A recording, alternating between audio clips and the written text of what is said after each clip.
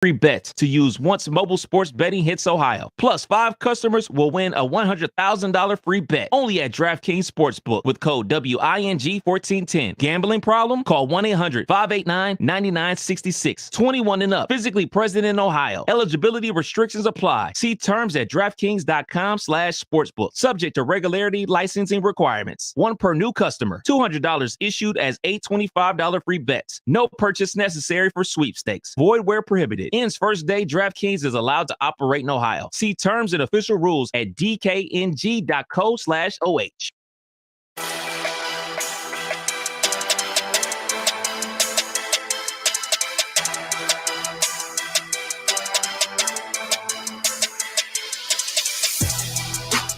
All right, everybody, happy Friday. The Justin Kinner Show with Kev Nash. Mine is Kev Nash today here on Dayton's ESPN radio station, 1410 Wing AM. I hope everybody's had a great week. You guys have been on me all week. Where is Kinner? Where is Kev Nash? Where are you guys at? What happened to the show? Nothing happened to the show. We just got some vacation days. So use it or lose it here in the old Alpha Media umbrella. So we got to use them, we got to lose them. So for the rest of the month, every Monday, every Friday, we're locked in. Tuesday through Wednesday, or Tuesday through Thursday, no show. But Mondays and Fridays for the rest of December, starting January, we're right back at it. 15 hours a week, 3 to 6 every day, hanging out with you. Y'all say you don't like me, but every time we go away, y'all blow up my email, you blow up my phone, which is fine. I appreciate it, and I really mean that, by the way. So, and again, anyways, welcome in the Justin Kinner Show with Kev Nash right here on Dayton's ESPN radio station, 1410 Wing AM. How about Baker Mayfield? Baker Mayfield had a big game last night. We'll talk about what that means for him coming up around the corner. The Browns and the Bengals. The Joe Burrow looks to pick up. You know, we talked about how he owns Patrick Mahomes and the Kansas City Chiefs, but he is owned by the Cleveland Browns. Can he put an end to that narrative coming up on Sunday? That's what we'll open up with here in just a few moments. The Heisman Trophy presentation is tomorrow. What's the likelihood that CJ Stroud, the Buckeye, comes away with the trophy? We'll find out coming up here in less than 24 hours, of course. And then the college football playoffs. I know we spent a lot of time on that over basically all season. This is that lull period that I can't stand. I think this is where the playoff fails. And it doesn't matter if there's 4 teams or 12 teams or every team makes it. This lull, who takes a month off? This is ridiculous. I can't stand this about college football. You know, imagine if after conference championship weekend for college basketball, if all of a sudden, all right, the big selection Sunday show for college basketball, they do that, and then all of a sudden they disappear for a month. That would just kill the momentum of the tournament, right? That's what I feel like is happening here. Luckily, we have a dog in the fight, so that keeps us a little interested moving forward. So, all right, again, happy Friday. Welcome in the Justin Kinner Show with Kev Nash right here on Dayton's ESPN radio station, 1410 Wing AM. It's Browns-Bengals week, and we got the debate about whether or not it's a rivalry. I think it's a rivalry. I think it's this is what I've been kind of waiting on for years, where for a while it was just I didn't care what was going on in Cincinnati. I just cared what was going on in Cleveland. And then because of Joe Burrow, because of the Cincinnati Bengals taking off the way they have, now I definitely pay attention to what's going on in Cincinnati, mainly because of the fact that when 2 teams like this, the Browns and the Bengals, they're both winning and both winning at a high level, although it is more Cincinnati than Cleveland. I can't admit that. It definitely makes this matchup way more interesting. Right? I mean, how many times we as fans should just be embarrassed that for the longest time, Browns fans, Bengals fans, all we have done is just argue amongst one another, arguing over our teams are bad, but my team's not as bad as your team. That's basically what the Browns-Bengals rivalry has consisted of for quite some time, right? I mean, I know the Bengals had, some success in the 2000s. They had some success in the 2010s right off the bat, but then they kind of came crashing right back to reality. And then there's this whole other new world of reality that is this Joe Burrow era. But there are a lot of good things happening in Cleveland as well. But the problem in Cleveland is the negative perception and all the negative backlash that came with, of course, the acquiring of Deshaun Watson. But the thing that's always interesting to me about the Cleveland Browns is we want to talk about the backlash of Deshaun Watson. You know what? The Browns team also gets a lot of backlash for whoever the hell their quarterback is. For the longest time, it was the Browns. They suck at finding quarterbacks. They don't have a quarterback. They get Baker Mayfield. They win a lot of games. They get to the playoffs. They win in the playoffs, but he's not good enough. We still beat up on the Cleveland Browns. No matter what the Browns do, 2 steps forward, 3 steps back.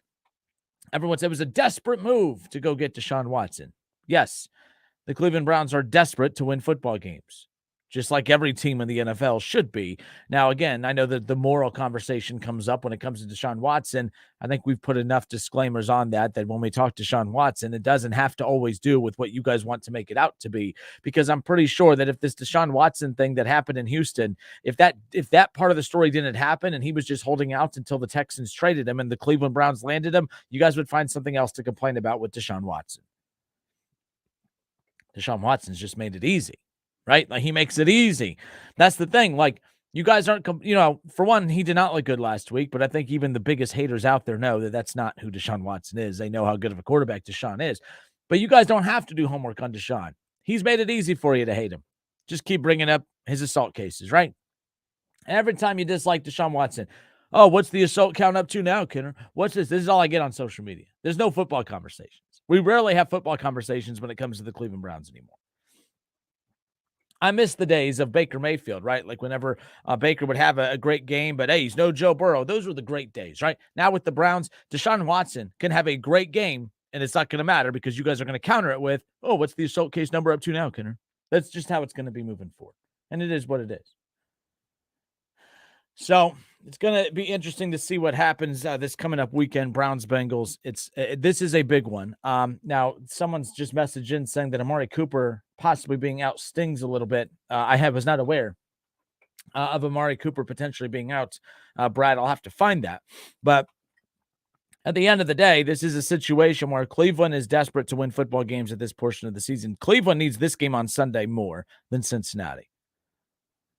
But I've also had people argue with me all day that, no, the Bengals need this one. They need to beat the Cleveland Browns. They need to beat Deshaun Watson and the Cleveland Browns. That Joe Burrow needs this win. And I've been defending the Bengals all day. I've been arguing with people on social media all day. I said, which team needs this win more? From a playoff perspective, the Cleveland Browns. That's why they need it more. But I was surprised at how many Bengals fans kept coming at me and dropping the whole, well, no, they need to beat the Browns. They need to put the Browns behind it, because once they finally beat the Browns, there'll be no more talk about the Browns and the Bengals. There's no rivalry, and we all move on from it. Possibly, but let me put it to you this way. Joe Burrow has had a lot of success against the Kansas City Chiefs. The Bengals have had a lot of success against the Kansas City Chiefs.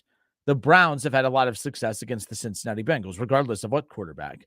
All right. It doesn't matter if it's Baker Mayfield, doesn't matter, no matter who it is, whether it's Jacoby Brissett, Deshaun Watson will be the quarterback on site. It doesn't matter. So I sit here and I laugh at this because I still think this game is bigger for the Browns than it is for Cincinnati for a lot of reasons. I don't care that Cincinnati can't beat Cleveland. Let's just say Cincinnati loses to Cleveland on Sunday.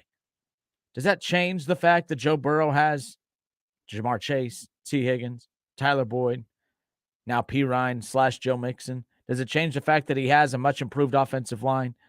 Look, the Bengals got to the Super Bowl last year with losing both games to Cleveland. It doesn't matter. Look, I get it. I want Cleveland to win. I'm pulling for Cleveland to win, but this idea that Cincinnati has to win on Sunday, otherwise, because if they don't beat the Browns, and Joe Burrow's confidence, Joe Burrow's the cockiest quarterback in the NFL, in my opinion. He's arrogant in a very majestic kind of way. Look, by the way, folks, I'm not even taking shots at Joe Burrow right now, but I think you guys can admit, I think Bengals fans, stop being homers here. I need you, do me a favor, take your homer cap off, okay? See, homer cap, take it off, okay? You can put it back on in a moment, but just take it off for a second. Hear me out. If Joe Burrow was on any other team in the NFL, all his antics, it would irritate you. You know it, so let's just move on. Let's all agree. I'm not even going to let you answer, because if you disagree, you're wrong. That's just the reality of it. Joe Burrow's a very cocky individual. He doesn't need to beat the Browns on Sunday. That doesn't change the outlook for the Bengals the rest of the way. The Bengals have beat the Chiefs how many times in a row now? What, 3? Twice in the regular season, once in the AFC title game last year. The Bengals have come out on top every time. Does that change the fact that Patrick Mahomes is an MVP quarterback? Does that change the fact that the Chiefs are still, even with the loss last week against Cincinnati, they're still the odds-on favorite to come out of the AFC in the Super Bowl? Getting dominated by a team does not ruin your season. It does not take anything away. Now, it could if you run into this team in a big high-leverage moment like the playoffs or the AFC title game, something along those lines. If the Bengals win again against Patrick Mahomes and the Chiefs in the AFC title game, now there's something to be said about it. But I think we're making way too much about the domination, which is not domination, by the way. The Bengals have won 3 straight, but they haven't dominated the Chiefs. You guys haven't dominated the Chiefs, but you do have the upper hand. and are in the fast track to get that 1 seed. But no, I think Cleveland needs this because they're fighting for their playoff lives. Cincinnati's in the playoff. They're going to end up winning this division because the same thing's happening in Baltimore that happened last year. Lamar Jackson, and quietly just keeping his team in first place all season long. Then we get to the final month and some change. He gets injured. He's out, and out goes the chances for the Baltimore Ravens. The Bengals are winning the AFC North. They're going to win the AFC North, potentially get that 1 seed. But this game against Cleveland on Sunday, it's bigger for the Browns than it is the Bengals. The Bengals, no matter who they played this Sunday, they would circle it as the same. I hate when players and coaches just say, oh, no, right now we got to treat every week as a new week, and they give you that coaches speak, and I hate all that stuff. But this is true for the Bengals. No matter who they were playing this coming up Sunday, they would have it circled and say the most important thing is to continue to keep the momentum going that we established against the Steelers, that we established against, obviously, the Titans, and then Kansas City last week. They have to keep that momentum going. That's important to them no matter who they're playing. And the Browns this week, it's not even important of who. The only reason it's important of who they're playing this week is because it's an opponent in the AFC. The Browns aren't winning this division. It's important. The Browns just need to win. It wouldn't matter who it was. But the Browns need this win. They need this win on Sunday. The Bengals want to win. They don't need to win. They lose on Sunday, so what? You'll have to deal with me trolling you for a couple times here and there about Joe Burrow being owned by the Browns. And then guess what's going to happen? Joe Burrow's going to go end up and compete for a damn MVP, possibly get back to another Super Bowl. I'm going to have to eat crow. But hey, at least I could brag about the winning streak of the Browns. This game means more to Cleveland than it does the Bengals. Bengals fans all day. No, Joe Burrow needs to beat the Browns. He doesn't need to beat the Browns. Beating the Browns on Sunday doesn't do anything for him other than keep the team's winning momentum going. Don't get me wrong. But the Browns are desperate for this win on Sunday. They're desperate for this win on Sunday. But I did not hear about the Amari Cooper thing. That definitely changes the outlook. Now, Joe Burrow was asked about his thoughts. Does the fact that the losses that have piled up in his career against the Browns, has that added any kind of stress for him preparing for the Browns heading into the weekend? Here's Joe Burrow on the potential, or here's Joe Burrow on the struggles, on if he feels their struggles preparing for the Cleveland Browns. No, not really. I mean, you look at all the games we've played against him. We've, until last game, we really moved the ball really well. We just had some key turnovers and some bad spots that have limited our ability to win those games. And so we got to take care of the ball, execute, run the ball well, and take our opportunities when they come. Oh, please. Please. No, not really, he says. He's not worried about the Browns. No, not really. I mean, you look at all the games we've played against him. We've, until last game, we really moved the ball really well. Until the last game. Just had you got dominated last year, too. And the game before that. Joe Burrow, this is the thing. The Browns have dominated. This is why I get annoyed when Bengals fans say, well, we've dominated the Chiefs. You haven't. You have 3 straight one-possession wins over the Chiefs. You haven't dominated the Chiefs. You've come out on top over the Chiefs 3 straight times. You haven't dominated anybody. Domination is what the Browns have been doing to Joe Burrow and the Bengals. That's domination. You could call it trolling all you want. He's Joe Burrow for 4 against the Cleveland Browns. Stop saying, oh, we've moved the ball. You have not moved the ball. You're a turnover machine against the Browns. The Browns defensive line literally eats him for lunch. Joe Burrow is a top 5 quarterback in the NFL, and he looks like a bottom 5 quarterback every time he goes up against Cleveland. He turns the ball over. He gets sacked left and right. There's just no energy out on that field for whatever it is. You could talk about matchups. I'm tired of hearing that too. Oh, the Browns, they have Myles Garrett. Yes. And the Titans, they have great pass rushers. The Chiefs have pass rushers. The Steelers, that's all they're made up of is pass rushers. But yet they don't struggle against those teams the way they do the Browns. Whatever it is, the Browns dominate the Bengals. They dominate Joe Burrow. Don't give me this, we move the ball pretty well. No, he does not. The Bengals do not move the ball well against the Cleveland Browns. They just don't. Joe Burrow, again, the last couple of games here, 232 yards, an interception, 2 touchdowns last time. But keep in mind, both those touchdowns were both offensive pass interference. But by that point, the game was out of reach, so it didn't matter. That's not opinion. That's not me spinning it however I need to. It's just watch the game. And then the year before that, of course, he completed 28 of 40 passes, 282 yards, no touchdowns, interception, a pick 6. Technically, he did throw a touchdown. It was that pick 6 he threw to Denzel Ward, the very first pass of the game. Sacked 5 times. He's been sacked 10 times in the last 2 games combined against the Cleveland Browns. He's thrown 3 interceptions the last 2 games combined against the Browns. No, This has been an ongoing thing, even going up against them the last time. So the first matchup they ever had, remember that shootout between Baker Mayfield and Joe Burrow? Baker Mayfield actually came out on top in that. I'm not, whatever. That was just two teams who had epically bad defenses, but my goodness. But no, Joe Burrow, look, I get it. He's not going to go on there and say, no, we're afraid of the Browns. But let's stop with the BS. This is what I mean. Joe Burrow sounds believable in this. You're worried about the struggles against the Browns. No, not really. I mean, you look at all the games we've played against them. We've, until last game, we really moved the ball game, you mean the really last well. 3 games? We just had some key turnovers and some bad you've spots had some key that turnovers. have limited our ability to win those games. You have limited their ability to win. Take care of the ball. Take care of the ball, Joe. Run the ball well, and take our opportunities when they come. It sounds like a plan, don't it? Sounds like a plan. Man, he's just so adorable. Everything he says, right? I mean, we've played like absolute dog crap the last 3 straight times. We've lost 4 straight. We played like dog crap for 3 straight games against this Browns team. But yeah, no, we're not worried about it. We moved the ball fine, just a couple turnovers here and there. You turn the ball over left and right. You're like Baker Mayfield against the Browns. You turn the ball over constantly. Don't give me that. Joe Burrow, we'll see what happens on Sunday. I'm excited about this matchup. Again, I think the Bengals come out on top. I think right now the Browns are trying to figure out, especially if Amari Cooper's out. I mean, who knows what's going to happen? That's not an excuse. I was going to pick the Bengals before I even knew about Amari Cooper. But the Browns seem more fixated on getting Deshaun Watson acclimated than they do about winning football games. That's the vibe I got against the Texans. I hope I'm wrong. We'll see what happens. I think Cincinnati comes out on top. They're like a 6-point favorite? 7-point favorite. What's the line? So I haven't checked the line in a few moments, but nonetheless. It's the Justin Kinner Show with Kev Nash. We will be right back. 518-1410. I'm by myself today. I literally just unblocked the phone lines. So if you want to call in, jump in on the conversation. Browns Bengals this Sunday. 518-1410. It's the Justin Kinner Show with Kev Nash.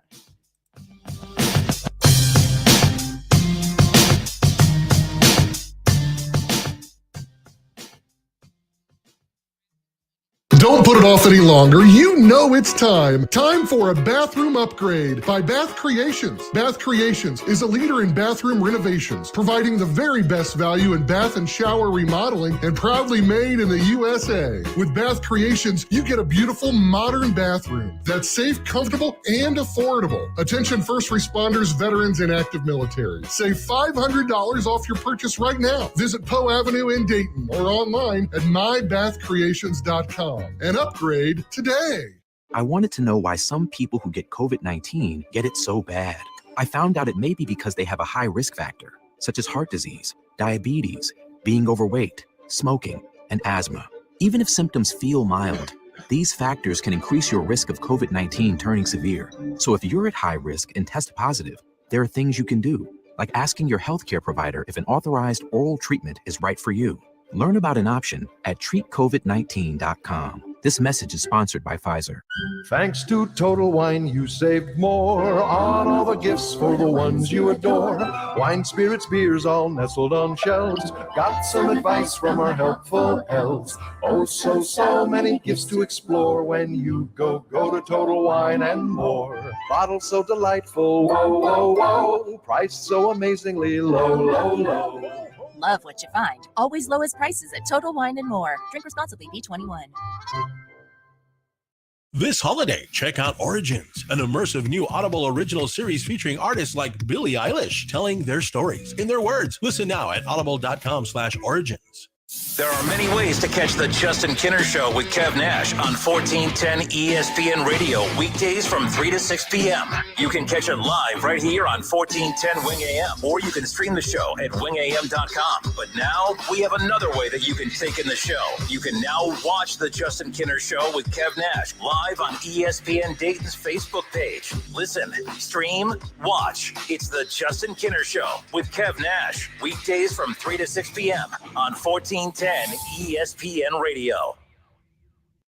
Anyone who has ever needed self-storage knows what a hassle it can be. You have to rent or borrow a truck and then find someone to help you move your stuff. And let's face it, moving furniture and heavy items without damaging them isn't easy. Renting the unit is worse. The hidden fees and admin costs are scarier than the dingy facilities you're leaving your stuff in. Why not use Closet Box instead? Closet Box is self-storage without leaving home. They'll pick up your belongings, store them securely, and bring any item back when you need it. The best part? Unlike traditional self-storage, you only pay for what you store. No paying for for unused storage space. Closet Box's background check storage movers are licensed, bonded, and insured and will take care of all of the heavy lifting. Closet Box's local storage centers are temperature controlled and monitored 24/7. Closet Box has an A+ rating from the BBB. Call 877-233-5696 now for the season's best rates. Get $50 off first month storage using code RADIO50. That's 877-233-5696. 877-233-5696. Save big money on your kitchen update at Menards. Renovate your kitchen with new cabinets from Cardell. They offer a wide selection of cabinets to choose from to find the right style for your kitchen. Ready to install and featuring a modern, seamless look. Cardell cabinets give your kitchen a new feel. Come to Menards right now. All Cardell designer and cornerstone cabinets are on sale. Prices good through December 18th. Plus, get a Menards gift card, the perfect gift this season. Season's greetings to you all from Menards.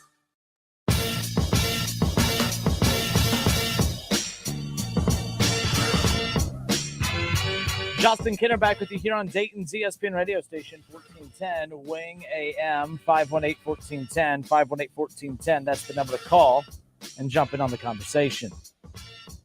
I'm Justin Kinner hanging out with you here on a Friday. Excited to be back. You could follow the show live on Facebook, the Justin Kinner Show Facebook page. Go and check it out. Like, subscribe, follow along. You can also follow ESPN Dayton's YouTube channel. All right. Opened up, of course, just starting to look ahead to Sunday, the Browns and the Bengals, and just a light conversation from earlier today about which team really needed this one more. And look, I understand that Bengals fans think that they need it more just because they need to put an end to this losing streak against the Browns so they can focus ahead. Like, they've been losing to the Browns for a few years now, and they went to a Super Bowl last year. Like, I want the Browns to win on Sunday, don't get me wrong, but at the same time, like, I don't think that the Bengals need to win this on Sunday to A, make the playoffs, or B, to focus all their attention on returning to the Super Bowl. I think the Browns is their focus this week because they're the next team up on the schedule. I don't think that there's any mental part of this game that has Joe Burrow losing sleep at night, but the one thing that Joe Burrow needs to do is just admit that, yeah, I kind of suck against this team. You know, people out there, I keep hearing Browns fans, you're going at Bengals fans. How could, you guys, you own the Chiefs. We own you. No, the Browns actually own the Bengals more than they own the Chiefs. Let's just be clear. I saw someone on the Facebook page a little bit ago that brought up the fact that Ryan Holzapfel. Ryan, what's up, man? He goes, do you think the Chiefs really want to play the Bengals again? Yes, they've lost by 3 points 3 straight times. Like, I really don't even think it's a matchup thing. And the Bengals' success against the Chiefs, it's really more times than not just who the hell has the ball last. Right? Like, they're not dominating the Chiefs. I watched that game. And by the way, I said the Bengals right now may be a believer in that win over the Chiefs. They look the part. They're dominating in the pass. Now they have a good run game to balance the pass. And I'm in love with the defense of the Bengals. I think Zach Taylor's doing a fantastic job. Look, I'm not hating on the Bengals here. I'm acknowledging that they are one with the Chiefs. I don't think they're not dominating the Chiefs. Every game comes down to the final possession. Like, they haven't dominated the Chiefs. You've won 3 straight against the Chiefs. You haven't dominated the Chiefs. The Browns have dominated the Bengals. That's the difference. That's not a hot take. That's not me being a Homer Browns fan. The difference is it's like I could see, like, if Patrick Mahomes just played like straight garbage against the Bengals and just for whatever reason could never get it going. Joe Burrow, Patrick Mahomes, it was one heavyweight hitter going to one heavyweight boxer going up against another heavyweight boxer. It was swing for swing, power swing for power swing. Kudos, man. But this idea that the Browns dominate, that the Bengals dominating the Chiefs and this is kind of going at the Browns fans a little bit. No, the Browns or at the Bengals fans. I mean, the Browns own the Bengals. The Chiefs are not owned by the Bengals. They've lost 3 straight 3-point losses. I mean, that's not domination. That's 3 straight games that the Bengals had the ball last. Impressive. The Chiefs just need to do a better job with clock management, apparently. Find a way to hold on to that ball last. Chiefs are good. Bengals are really good. Not just downplaying it.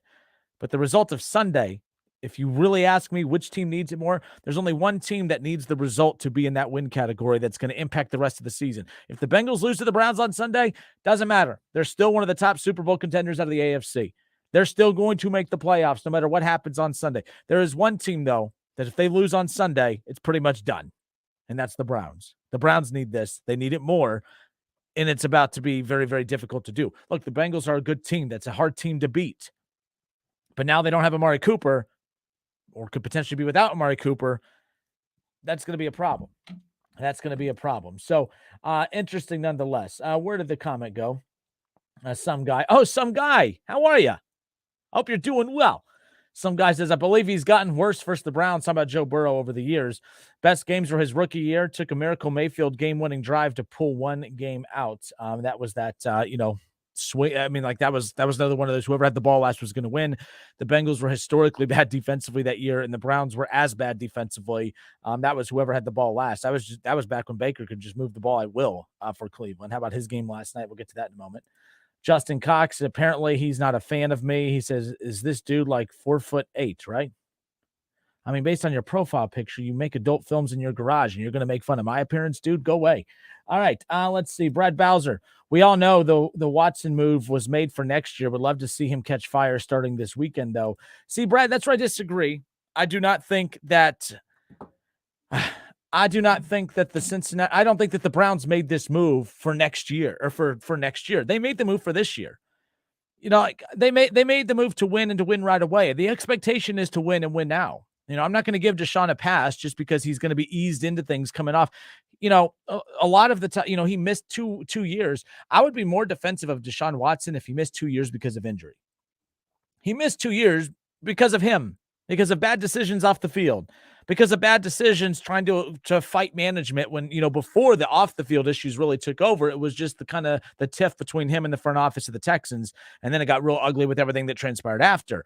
But Deshaun Watson is to blame for why he hasn't been on the field for 2 years. So I blame him for, so I'm not going to be as forgiving. I thought he would look rusty last Sunday, but then there was how he looked horrible. Here's the other problem I see. So, by the way, to Brad, to counter that, I don't think that move was made for next year. That move was made to win and to win right away. And I also think that the Browns were in a position where they were kind of hoping that he would have either been suspended. Like the best thing for the Browns, this situation right here is why I felt like he needed to be suspended the whole year. If Deshaun Watson was suspended for the entire 2022 season, this would have been a lot easier of a transition, not just for Deshaun, but for the Browns. Because they could have made it a more of an aggressive move. People got mad at me for the Jimmy Garoppolo thing earlier in the year, which, by the way, Jacoby Brissett is fine. I still would be kind of confident in the Browns' ability to win on Sunday if they had Jacoby Brissett. I'm not saying Jacoby's better than Deshaun Watson, but I think he's a lot further along than Deshaun right now as far as being game ready. So it's just one of those situations where Cleveland looked rough last week. If they play any other team that's a real football team, Cleveland gets pummeled last weekend. And if that same Deshaun shows up on Sunday, the Browns are going to get pummeled again. I don't think that's going to be the case. But Deshaun Watson, when you're Jacoby Brissett without Amari Cooper, all right, chances are very slim you're going to win this. But you're Deshaun Watson. You're a top 5 NFL quarterback. I believe that to still be the case. I believe it's in there somewhere, and I believe it's going to break out at some point. But I'm just not as forgiving of Deshaun right now, man. Like, he created a lot of this mess. So I'm not going to be as patient. He's paid to be a top 5 quarterback. Go out, be a top 5 quarterback. You want to shut a lot of people up? Go into Cincinnati on Sunday and beat Cincinnati on Sunday. Amari Cooper, no Amari Cooper. That doesn't change the fact that you have a top offensive line, that you have the top run game, and you still have some playmakers. By the way, what's the update on David Njoku, by the way? So just throwing that out there. Forrest says Browns will destroy the Bengals this weekend. The Browns defense will take care of the Bengals like the last couple of times they've played. Forrest, are you talking yourself into that, or are you saying that confidently? Because Bengals fans, we gather every week, every day up until this month. We've been off a lot during this month, of course, but we hang out every day. You guys know I'm pretty cocky and arrogant and confident in my Browns team. Have you picked up on the lack of confidence I have in this week? Something feels a little off this week. I'm a little concerned about this week. Now, let's be clear. If the Browns win on Sunday, you best believe I'm going to pull a David Shaw. I'm going to pick my team to lose all week, but I'll be the first one pumping my chest when we win on Sunday, right? Like, that's just what we do. But, I'm concerned about Sunday. Deshaun looked horrible last week. If there's a no Amari Cooper, that's a problem too. Deshaun's paid to go win these games. He should win these games. So, Brad, I disagree with you. This move was not made for next year. It was made for this year. 11 games. Jacoby Brissett got him through 11 games. He's a hell of a backup quarterback. He did exactly what he was asked to do. It's up to Sean to get him to the finish line. If the Browns miss the playoffs this year, but they win out, I'm not going to be as critical of the Browns. The Browns missed the playoffs this year. It better be because of the games that they lost that come back and haunt them from before Deshaun.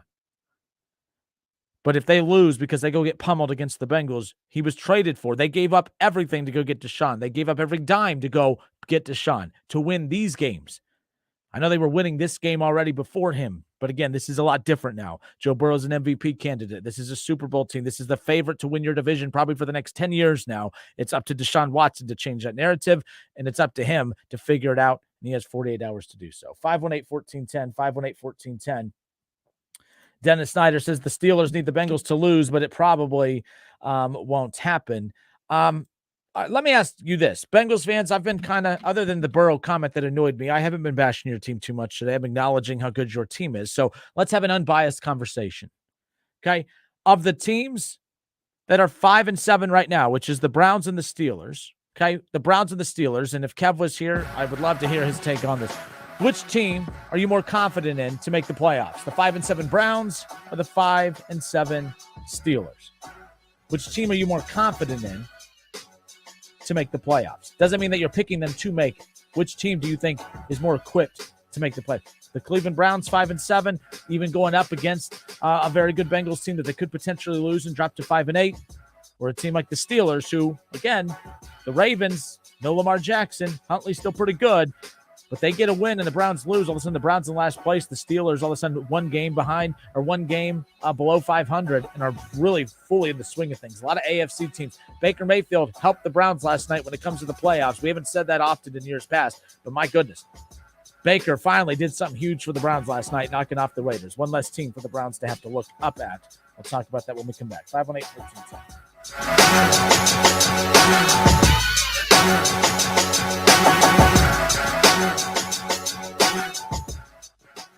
The Justin Kinner Show with Kev Nash. Presented by Brad Mays with Home Experts Realty. Weekdays at 3 p.m. on 1410 ESPN Radio. When getting the job done right is job one, you need construction equipment that's built right. From compact track loaders to the world's #1 selling compact excavator, the Kubota construction lineup features durable Kubota engines, more comfort, and the versatility to do it all and do it right. Visit your local Kubota dealer today. Go to KubotaUSA.com for full disclaimer. See Columbus Equipment Company, 7570 New Carlisle Pike in Dayton. Cordell Transportation is now hiring Class A CDL drivers. Excellent pay, benefits, and a $5,000 sign-on bonus. Apply today. Online at CordellTransportation.com. Driven to succeed. Listen to this station anytime, anywhere on Odyssey. Odyssey is your new audio home for all the music, news, sports, and podcasts that matter to you. Odyssey. That's AUDACY. 'Tis the season to be hungry at Roosters. That's why for every $50 spent on Roosters gift cards, you'll receive a $10 Rooster Buck back in your stocking. May your holidays be filled with friends and family, love and laughter, and of course, Roosters Wings. Go to roosterswings.com today or drop by any Roosters location to purchase your $50 holiday gift cards and receive a $10 Rooster Buck in return. Happy holidays from all of us at Roosters. Roosters, a fun, casual joint.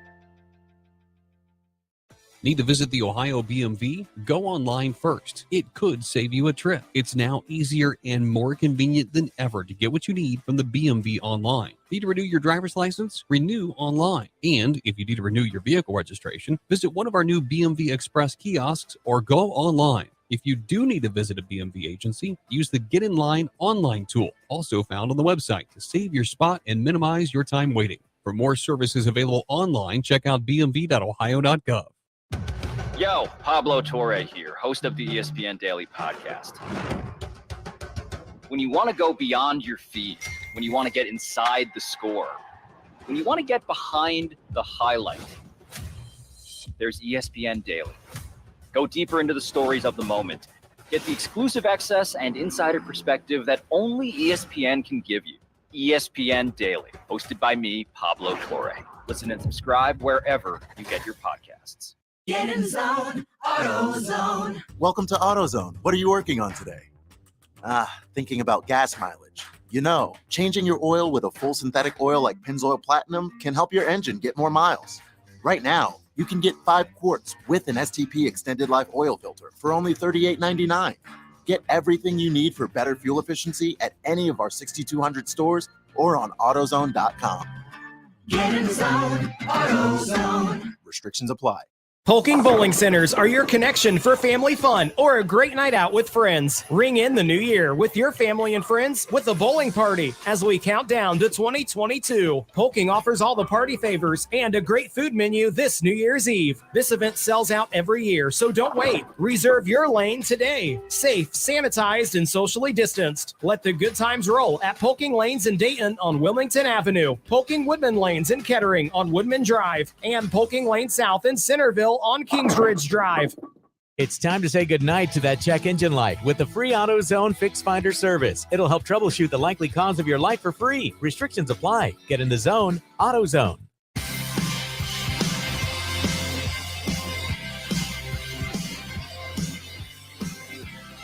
Justin Kinner back with you here on Dayton's ESPN radio station, 1410 Wing AM, live on the Justin Kinner Show Facebook page. Like, follow, subscribe, all that fun stuff. Back with you after a couple days off.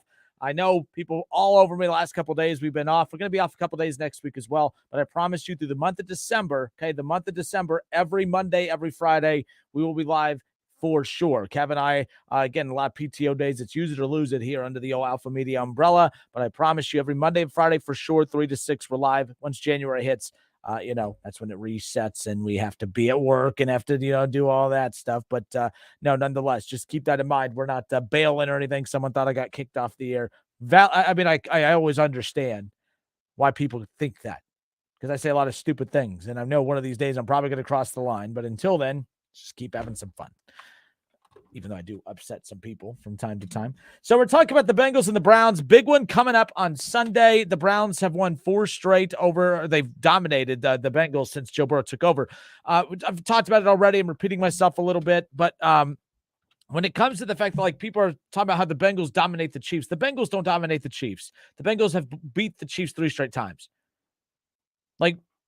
The Browns dominate the Bengals. They literally take a great quarterback in Joe Burrow and make him look very, very average. Okay? That's domination. The Bengals are a Super Bowl team that went to the Super Bowl last year, and they look horrible against the Browns every time. Joe Burrow's an MVP candidate. Looks horrible against the Browns every time. They dominate, it's the Browns, when Browns fans say that, oh, man, we dominate the Bengals the way they dominate the Chiefs. They don't dominate the Chiefs. They beat the Chiefs. They beat the Chiefs. Someone said earlier, man, I bet the Chiefs, they're dreading having to run into Cincinnati in the playoffs. I mean, no more or less than what they dread running into Josh Allen, another great quarterback. When Deshaun Watson returns to form from 2020, it's no more or less than dreading going up against Deshaun Watson and the Browns when that time comes. We got to stop with this. The Bengals are a team you don't want to run into the playoffs because they have a great quarterback, a very strong run game, an improved offensive line, and the defense is top notch. But so is the Bills. So are a lot of teams that the Chiefs would have to run into. We'll see what ends up happening here on Sunday because there's a lot working at David Njoku. What up, Nate Wolf? Nate Wolf chimed in, said that David Njoku is good to go for Sunday. I think that's a good thing. Look, I'm not saying that I'm guaranteeing that they win on Sunday. I still think something in my gut tells me I'm a little concerned about this Bengals game. I was concerned before the news of Amari Cooper came out. Although he hasn't officially been listed as out, that's still going to be a concern that I have. But no, this is a big game for both teams on Sunday. The Bengals right now, they're riding high. Well, they're 8-4, whatever it is. I mean, they're playing very good football right now. So it's very important that they continue to keep this stretch going. But at the same time, they're making the playoffs no matter what. This Bengals team is one of the top teams in football. Win or lose on Sunday, they are in. The Browns, though, they have to win out. They have to win out, and they can win out. The Ravens are starting to slump the way we watched them slump all of last year. They were in first place until week 12. They lost the last 5 games, and then they finished in last place. They fell. They plummeted. They plummeted fast. That's what's happening again with the Ravens. They lose this week to the Steelers. We'll see what happens. But Ryan Strauss on Facebook, what up, Ryan? I hope you're doing well. He goes, Huntley is no scrub. A lot. So he's talking about the fact that, when you want to talk about, a loss versus Cleveland would be a disaster. Talk about the Bengals because they still have Huntley up on the horizon. So he's still confident in the Ravens with or without Lamar. But he goes, Huntley's no scrub. Ryan says that a loss to Cleveland would be a disaster. 2 back in the division and games against Allen and Brady looming, all of a sudden you are looking at a first-round game at Buffalo or Kansas City possibly. So that's what's interesting about what happened with the Bengals against the Chiefs last week is we weren't really talking about the Bengals potentially getting that 1 seed. I will say this. Okay, I'm going to give Bengals fans credit on this. Paycor Stadium, if you will. Paycor Stadium, like, I'll give you guys, that place looks hard to play in now. Like, the home field advantage, I think, truly exists in Cincinnati now. Like, I'll give the Bengals fans that place was rocking this past Sunday. It rattled the Chiefs at times, and I think it's not just about the Chiefs, it's about any team. The Bengals fans, when they bring it, when you guys bring it, it enhances that team and takes them to another level. It's tough to play in Cincinnati now. Kudos to you guys because you guys embarrassed your team for the longest time, which is why they couldn't even put your games on TV. So kudos for finally showing up and being loud. But kudos to the Bengals for giving you guys a reason to. Let's not put all the blame on you. But, man, Cincinnati, that home field advantage would almost make them a lock to return to the Super Bowl. That 1 seed is now in arm's reach, and I think now that's a tangible goal. So I wasn't thinking of that when I talked earlier about the importance of this game. So, Ryan, I definitely get that. I definitely understand your reasoning of saying, hey, you know what? They've already lost quite a few games in the division. They still have Josh Allen coming up. They still have Tom Brady coming up. They still have the Ravens coming up, which they already lost to earlier in the season. They have a very tough stretch to close out the season. The Bengals have like the second or third toughest schedule remaining. So, yes, that's not a bad argument as far as why the Bengals need this game more than the Browns. Trey Green says the Bengals may have some hope. At least it's in Cincinnati on Sunday. Who day? Willie Hayden, what if the Browns gained by beating Cincinnati? You just hating as usual. Come on, Willie. You know what? You're uninvited on Sundays. Don't say that. I'm not hating as usual. What did I say? What did I say? How am I hating? And that's what you guys keep throwing at me every damn time. Every time I say something y'all don't like, Kenner's just hating. Kenner's just hating. Or I just have a different opinion. The right one, by the way. You guys are wrong. I'm right. My point is that the Browns continuing to beat the Bengals does nothing for the Browns other than keep them in the playoff hunt. The Bengals lose, they're still in the playoff hunt. Not even a hunt. They're the hunted. The Browns need to win on Sunday. Their season depends on it. Period. The Bengals don't need to win on Sunday. They want to win. It would help their pursuit of that 1 seed. They don't need to win on Sunday. Willie, how am I hating? I'm curious. I really am. I don't know how that's hating. That's common sense. The other common sense thing I said, too, they have not dominated the Chiefs. They've beat the Chiefs 3 straight times, all by 1 possession, all by field goal. That's not dominating. That's just, the Bengals had the ball last. Congrats. But that's a great football team you're beating. Well, I don't even know what fan you are. I don't even know what team you're on. Trey Green says you're not hating. Thank you, Trey. Usually you're the first one to call me out. Willie says you're being condescending. I'm not being condescending. Willie, you're being soft, my dude. Like, you're being very sensitive. You're being very sensitive today. All right, 518-1410. Brian Heil says, how confident are you on the Browns win on Sunday, Justin? Brian, look, I would be more confident if what I watched last Sunday against Houston didn't happen. Like, I mean, to be fair, though, I've been very, very cocky and confident in the Browns' ability to beat Cincinnati in years past, but they were at least getting adequate quarterback play, average quarterback play. What we saw from Deshaun last week, that's not adequate. That's not average. That's well below. I mean, that's not even starting quarterback worthy. And that's saying something. I'm a Browns fan. Deshaun, whatever he needed to figure out, he had a week to figure it out. And I hope he figured it out. Deshaun doesn't have to be the Deshaun from 2020 to beat this Bengals team. This Bengals team has lost to Jacoby Brissett. They've lost to Baker Mayfield. It's not like those are world beaters at quarterback, right? Like, it's not as if those are MVP candidates at quarterback. The Browns don't need an MVP candidate on Sunday to beat this Bengals team. They just don't. But what they can't do is, as Kev was joking about the Browns earlier, he was skipping rocks. It looked like he was skipping rocks with some of his passes. Deshaun just has to at least improve to average on Sunday. If Deshaun can improve to average on Sunday, the Browns have a very good shot, especially with Njoku coming back, the offensive line, the run game. But the defense has to continue to be difference makers as well. Myles Garrett has to get to Joe Burrow.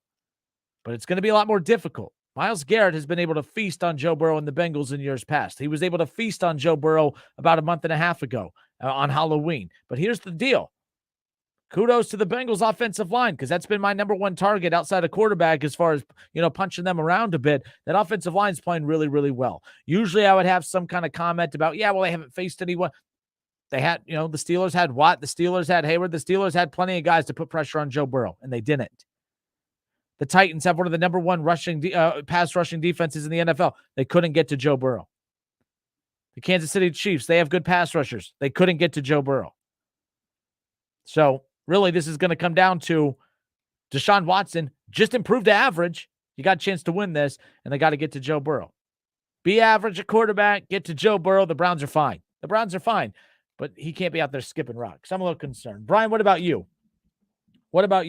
Dennis Snyder goes, the Steelers hopefully will catch fire. So I'm Dennis. I don't know if I know this about you or not. Are you a Steelers fan, I take it? I'm assuming you're a Steelers fan. Anyways, he goes, the Steelers hopefully will catch fire. However, I think the Browns are more complete and will have a better chance. Tyler Huntley will give the Steelers some problems.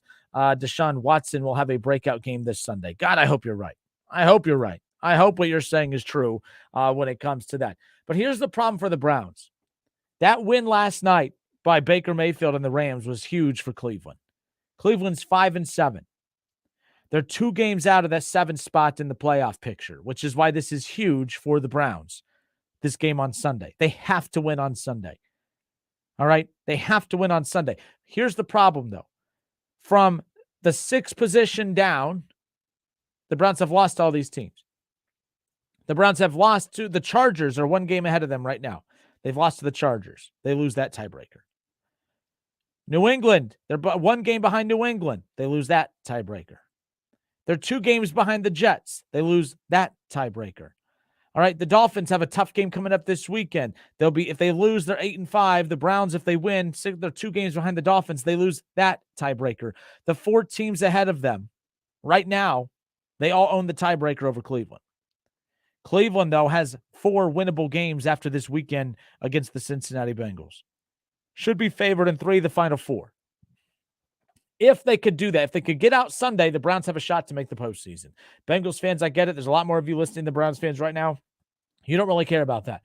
But Cleveland going to go up against Baltimore with Huntley. Not worried about that. Especially because it's in Cleveland. You got Andy Dalton in New Orleans. I'm not worried about that. You got Washington. Washington's playing much better football. They have a pretty good defense, but Deshaun Watson by this point should be Deshaun Watson. I'm not worried about that. They do close out the season at Pittsburgh. Final week of the regular season, January 8th, at Pittsburgh. That's crucial. That's winnable, though. Deshaun Watson against Kenny Pickett, the run game against the Steelers' run game. Steelers' defense I like more than Cleveland's, but we've seen Cleveland come out on top already this season. The Browns, the whole season comes down to this Sunday. You win on Sunday, you're going to be the favorite in the Final 4. They'll be the favorite, or at least at the very least, a field goal dog against Baltimore. But I think they'll be the favorite, or it'll be an even line against Baltimore and the week after Cincinnati. They'll be the favorite against New Orleans. They'll be the favorite against Washington. They'll be the favorite against Pittsburgh. You got to win on Sunday, Cleveland. If the postseason's even an option, winning on Sunday is the only option when it comes to where we're at right now. Brian Hyatt, he responded. He goes, I'm worried about the Browns' run game as usual. Hopefully, Reader can make a difference. I'll look for a close game. You mean defense, the run defense? Look, I think the one reason, too, I was confident in the Browns against the Bengals last time was mainly because they weren't running the football real well. Cincinnati, they're doing it in a way that's not pretty. You know, when you talk about the Browns' run offense, you know, their run game, it's cool as hell because they have Nick Chubb. Right, they have Kareem Hunt. When you think about the Titans, they have Derrick Henry, and there's these top running backs in the league. Joe Mixon last year to put in that category. But the Bengals game is hideous right now. But it's working. You know, is P. Ryan going to run for 100 against Cleveland? Very well possible. You know, Joe Mixon, a little bummed out that he didn't get to play last week against the Chiefs, but it sounded like Zach Taylor put his foot down and said, P. Ryan's the guy we're rolling with. Good for Zach Taylor for putting his foot down, by the way. I think he's starting to make some tough decisions, which are good decisions. So we'll see what happens there. But I think P. Ryan's going to have success against the Browns' run defense. I think P. Ryan's the difference maker. Joe Burrow is going to be Joe Burrow. All right, Joe Burrow against the Browns. Joe Burrow, that's yet to be seen, but we can't sit there and act like it's not going to be expected if that's the case. P. Ryan, that's the ultimate. P. Ryan and Watson, those are the 2 big X factors this weekend. If P. Ryan has a huge game for the Bengals, they win this football game. If Deshaun Watson has a big game for the Browns, they win this football game. If Piron and Watson both have big games, it's coming down to the final possession, and that's going to set the stage for what the Bengals-Browns rivalry will be made up of moving forward. That's kind of where I'm at with that. Keith Tolliver, Watson looked like a high school quarterback last week. Browns 5-7, and just think how many games they blew. I don't have much confidence in a win this week. Keith, hope you're doing well. He's a big Browns fan.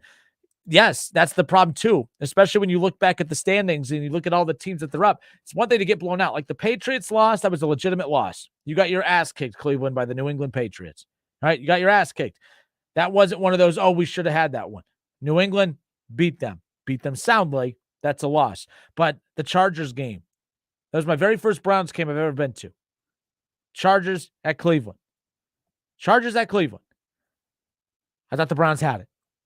I thought Cade York, his kick, wide right. He hits that. The Browns right now at 5-7, they're 6-6.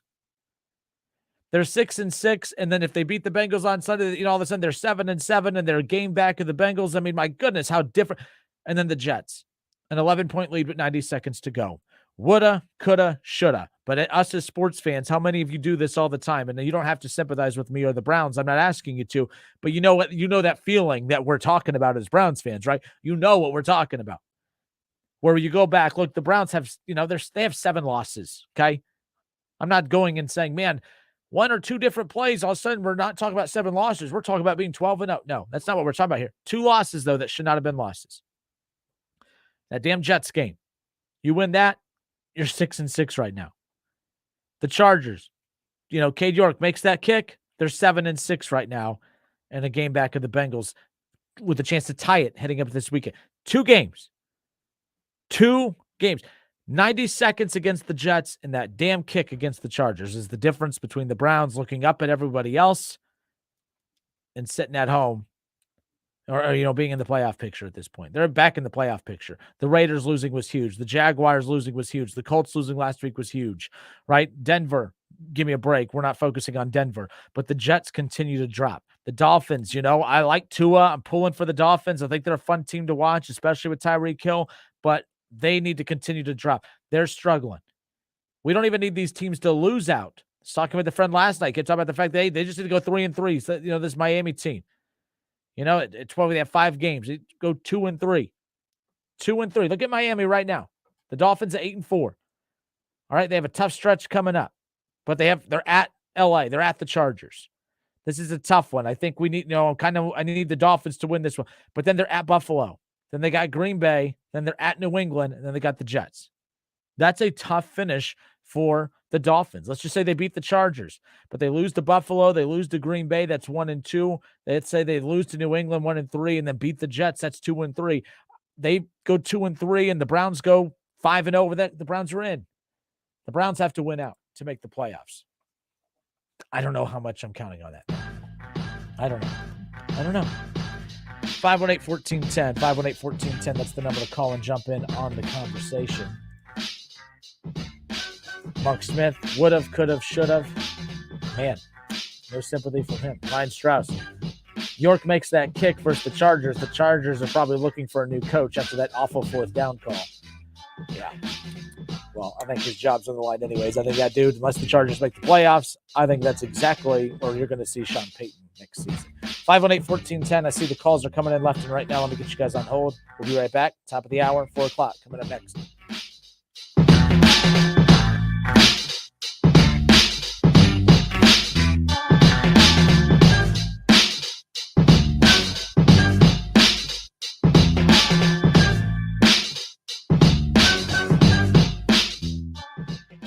Listen, stream, watch. It's the Justin Kinner Show with Kev Nash, right here on Dayton's ESPN Radio, 1410 Wing AM. Hey, I'm Andy. If you don't know me, it's probably because I'm not famous. But I did start a men's grooming company called Harry's. The idea for Harry's came out of a frustrating experience I had buying razor blades. Most brands were overpriced, overdesigned, and out of touch. At Harry's, our approach is simple. Here's our secret. We make sharp, durable blades and sell them at honest prices for as low as $2 each. We care about quality so much that we do some crazy things, like buy a world-class German blade factory. Obsessing over every detail means we're confident in offering a 100% quality guarantee. Millions of guys have already made the switch to Harry's. So thank you if you're one of them. And if you're not, we hope you give us a try with this special offer. Get a Harry starter set with a 5-blade razor, weighted handle, shave gel, and a travel cover. All for just $3 plus free shipping. Just go to harrys.com and enter code IMPACT at checkout. That's harrys.com, code IMPACT. Enjoy. If you're looking to obtain a quality education at a low price, look no further than Clark State. With over 160 degrees and certificates available, Clark State has a path for you to reach your goals. Our tuition rates are one of the lowest in Ohio, so getting that degree is easier than ever without breaking the bank. For more information about Clark State, visit us at www.clarkstate.edu. Buckeye football season is back. That means tailgating and parties for the big game. You need the Lee's famous recipe Buckeye Bucket. It comes with 25 pieces of the delicious jumbo breast strips for only $44.99. Of course, you can add a few of their famous country side items, buttermilk biscuits, gallons of fresh brewed Lee's iced tea, or lemonade. You have the perfect recipe for a tailgate or watch party. Cheer on the Buckeyes this weekend with a Buckeye Bucket. Order today. Germain Honda Beaver Creek is your local Honda dealer. If you've been waiting to buy, now is the time. 2022 Honda Pilots with financing as low as 1.9%, 2022 Honda Passports and 2023 Ridgelines with financing as low as 2.9%, and all in stock for immediate delivery. We will save you money today. See me, Sales Manager Jason High, for all the details. We're located Route 35, just east of 675 between Xenia and Beaver Creek. Germain Honda Beaver Creek. The right car, the right price, the right way. I hope to see you soon. Just 3 words tell you everything you need to know. They tell you why we employ more than 2,000 workers at our factory in Virginia Beach, and why over 10,000 local steel dealers are putting battery power in the hands of Americans. Just 3 words.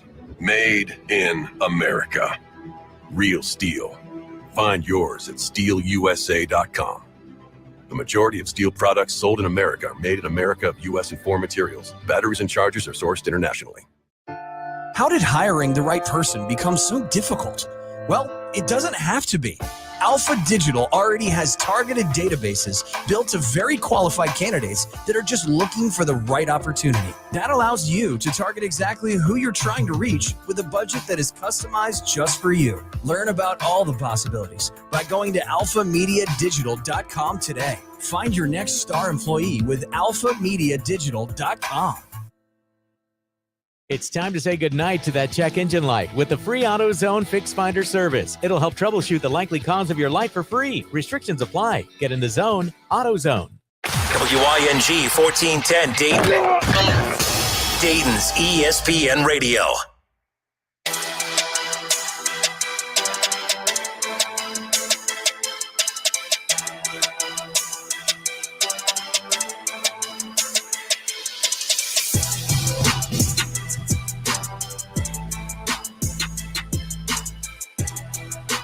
Hour 2 here on a Friday. Justin Kinder back with you here on Dayton's ESPN radio station, 1410 Wing AM.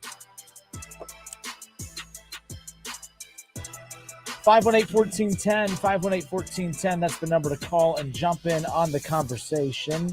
College, talked a lot of, NFL to open up. We spent a lot of time on college football over the last couple of weeks, of course. College basketball side of things.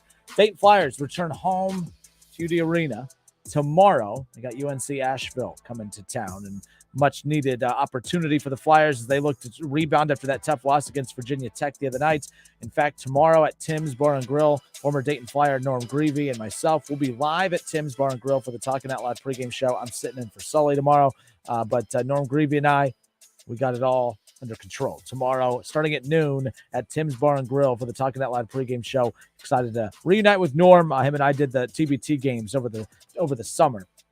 Love working with Norm, and excited for the show tomorrow. Again, things aren't pretty right now, but I know some guy, if you're listening, I'm sure you are over in the comment section, he's been pretty hard on me as of late.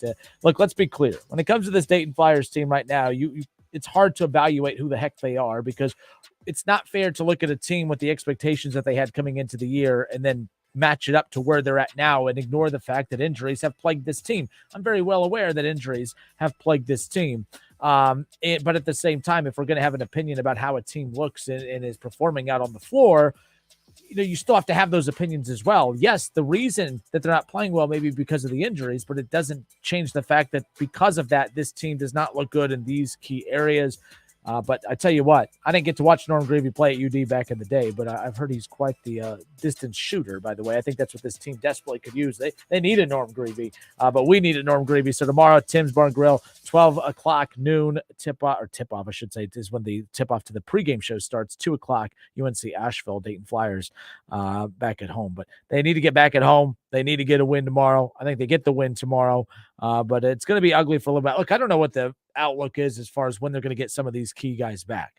But the thing is at this point, it's just one of those things where you can't sit there and say, well, I don't care about this team until those guys come back. If you're going to care, you're going to tune in, you're going to support them. You kind of got to evaluate them for the guys that are out on the floor.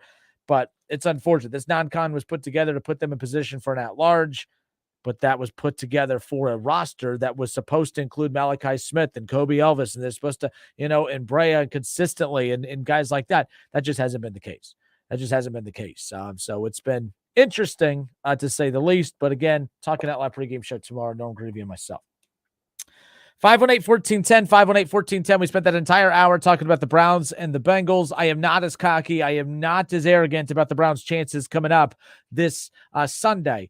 I still feel pretty good about who Cleveland is because this team is positioned. This team is positioned to be a good football team.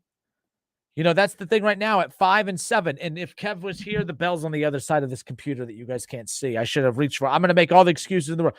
They're not really excuses. It's just the reality of it. 11-point lead with 90 seconds to go. The Browns fumbled that. Now, a loss to the Jets seemed more embarrassing at the time. Jets a solid football team, but it doesn't matter. I don't care if the Browns are playing the Chiefs. I don't care if the Browns are playing the Bills. I don't care if the Browns are playing the Cincinnati Bengals. All right. If you have an 11-point lead over them, you still shouldn't give up an 11-point lead in 90 seconds to even the best teams in football. So that stings. This team's going to miss the playoffs by 1 or 2 games. That stings. But they have a chance to make the playoffs by winning out, and that includes a chance on Sunday. They had the Bengals. That's their toughest opponent the rest of the regular season. Bottom line. Some guy said, I've already accepted for weeks now that the Jets' loss will be the particular one to crush them, or that Chargers one just as well. Which one's – it's like the 11-point lead that evaporated in 90 seconds. Like, that's unforgivable. But make your damn kick, right? Like, make your damn kick. I mean, what – Urban Meyer. I'm channeling my inner Urban Meyer. Make the damn kick. Cade York. I mean, come on. People got so mad at Urban Meyer last year. I can't believe he's that hard on his kickers because as little praise as we give kickers, we give them all the blame when they miss. But the thing is, the Browns are going to miss the playoffs this year because of a kicker. Now they may get pummeled on Sunday, and then we'll just stop with that nonsense. But, it is what it is. All right, 518-1410. Let's go to Sean. Sean, how are you, sir? Thanks for holding. Hey, Justin, how are you? Not too bad, man. Again, thanks for holding. What you got for us today? Hey, so I'm a Houston Texans fan. I'm originally from Houston. I'm from El Paso. I'm from Texas, too. I'm from El Paso. Okay. So obviously I'm sad to say that this year. But I've watched a lot of Deshaun Watson. This what I'm going to say ain't even about Watson. Okay. But it is. I mean, you'll never see that kind of performance from him ever again. I mean, that guy's good. But let's take it away from there and talk about your Browns. I've had time this year to sit back and watch a lot of football. I would not count your Browns out yet. If they go down and beat Cincinnati, they're going to be favored their last 4 games. Yep. And let me tell you a team to watch coming out of the playoffs. Going to be the Baltimore Ravens. They're going to be without Lamar this week. They're probably going to lose to Pittsburgh. They're probably going to be without him against the Browns. So the Browns will have the tiebreaker over them. And the only other team that they could possibly beat on their schedule is going to be Atlanta. I would look for them coming out, and then I would look for the Jets' tough schedule. Your Browns might sneak in there about 6. If they can win out. I know that's a big if. It's a big one this Sunday, though. That is huge.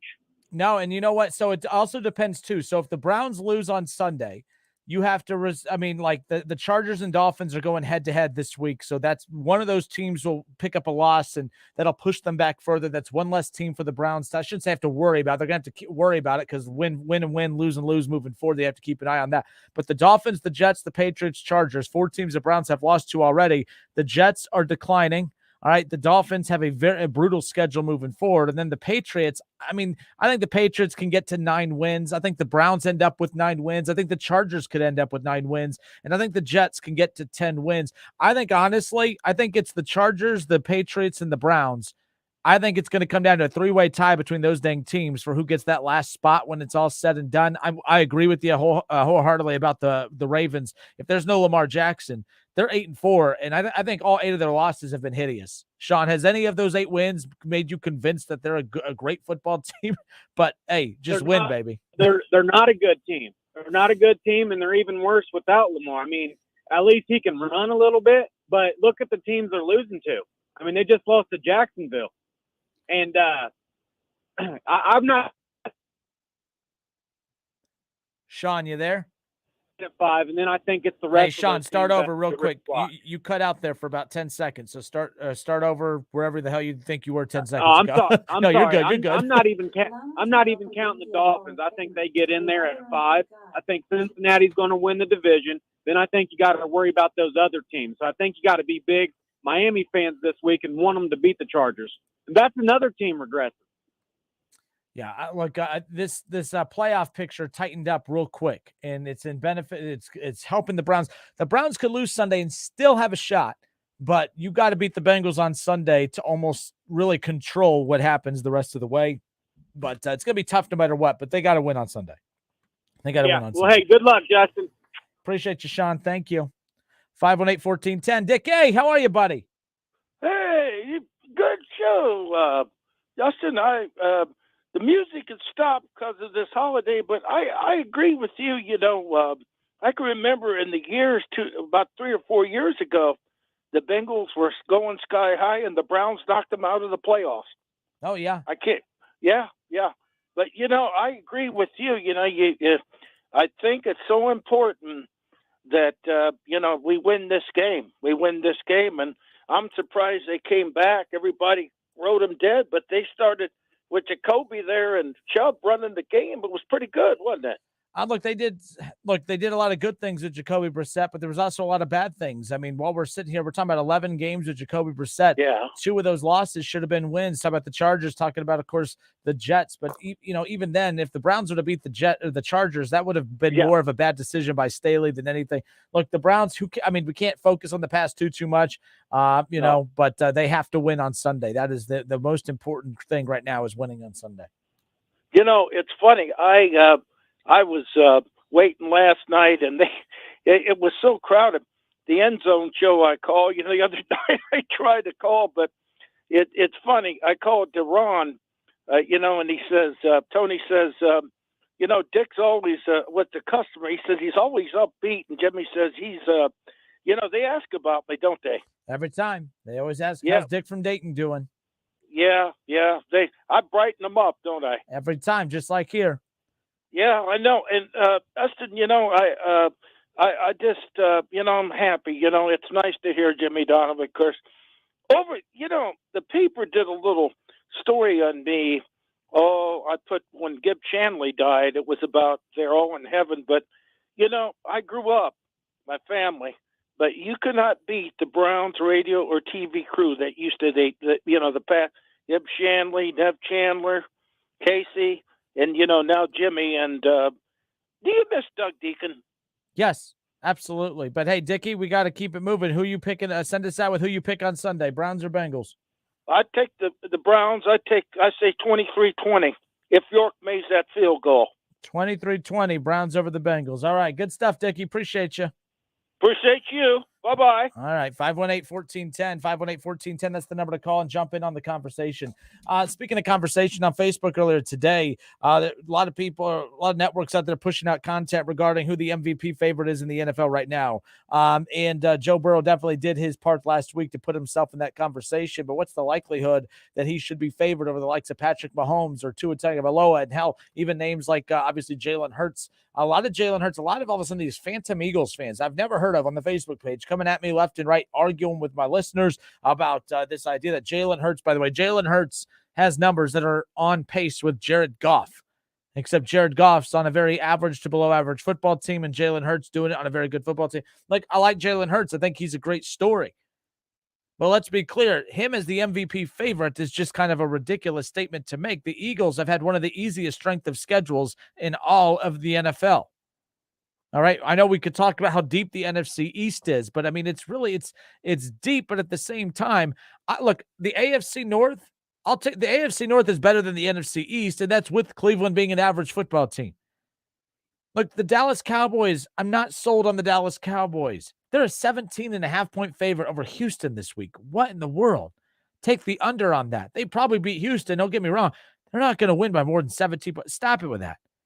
Dallas is a very good football team, but they're not winning a Super Bowl this year. All right, the Eagles are a very good football team, but that's because they're dominant on both sides of the ball. But it's more of they are what the Browns want to be. The Browns want to be like the Eagles, a dominant defense and a run, focus on the run game and balance with the pass. That's not what the Browns are. They're all run, very bad on defense at times.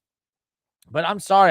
I'm not one to sit here and say that Jalen Hurts is the favorite to win the Super Bowl. It's Patrick Mahomes. Right now, if I had to rank the MVP candidates right now to the National Football League, we're talking Patrick Mahomes 1. I'm going to put Joe Burrow 2.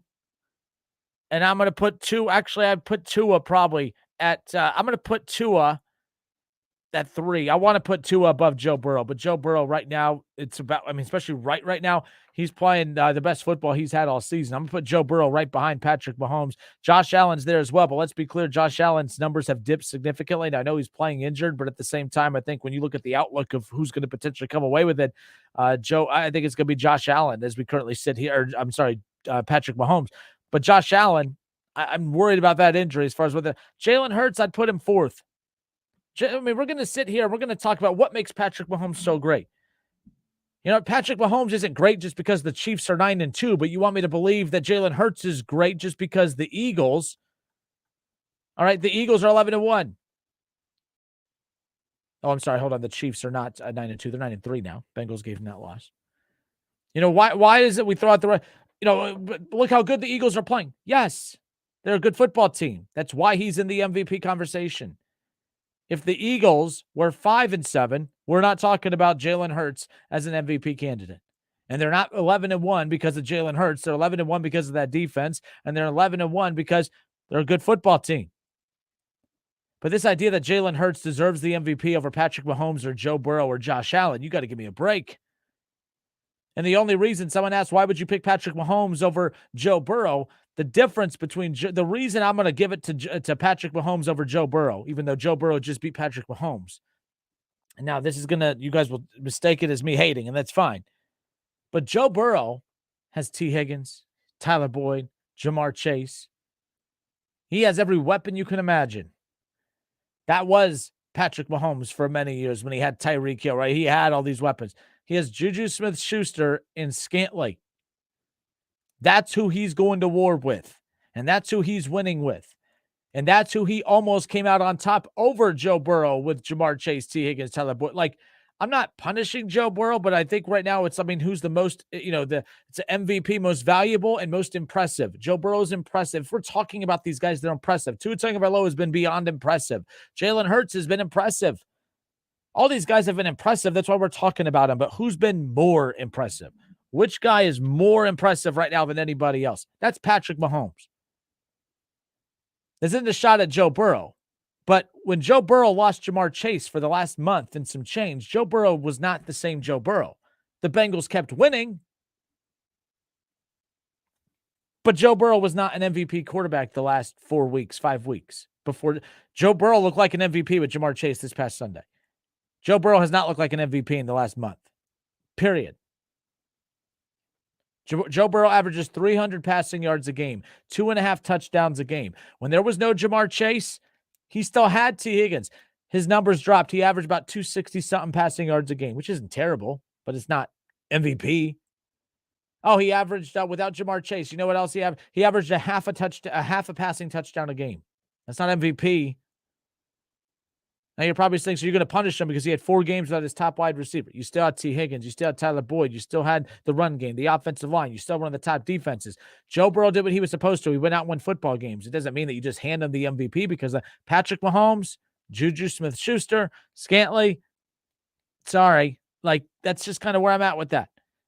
He has less weapons. Now, I don't need you to feel sorry for Patrick Mahomes, but you got to at least acknowledge the fact that he does not have a number 1 wide receiver. He has a wide receiver that leads them in receiving yards. That's not a number 1 wide receiver. Joe Burrow has 2 number 1 wide receivers and fell off significantly stat-wise when he lost Jamar Chase.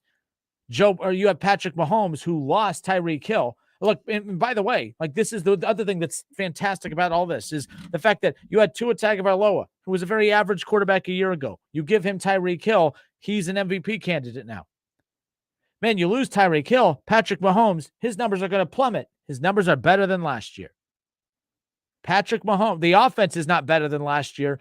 Patrick Mahomes is, though. Patrick Mahomes can win. He could dominate no matter who's on the field with him. Joe Burrow can win without Jamar Chase, but he's not dominating without Jamar Chase. That's the whole reason you went out and got Jamar Chase in the first place. I'm not hating. I don't know how you could listen to what I just said explanation-wise and think that I'm hating. It's a valid point.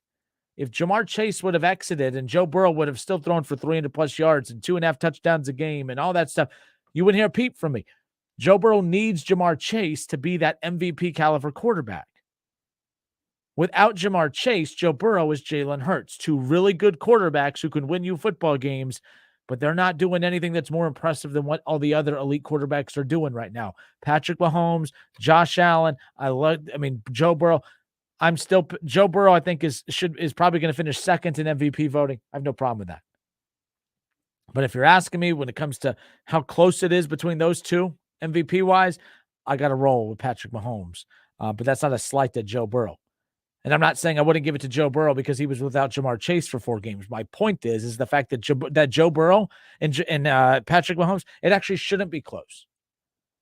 Because if Patrick Mahomes had Jamar Chase, T. Higgins, Tyler Boyd, I mean, my goodness, if his numbers are better than Joe Burrow's without Jamar Chase, T. Higgins, and Tyler Boyd, and all he has is Scantling and Juju Smith-Schuster, my goodness. Now, I'm not ignoring the fact that he has Travis Kelce, but let's be clear, okay?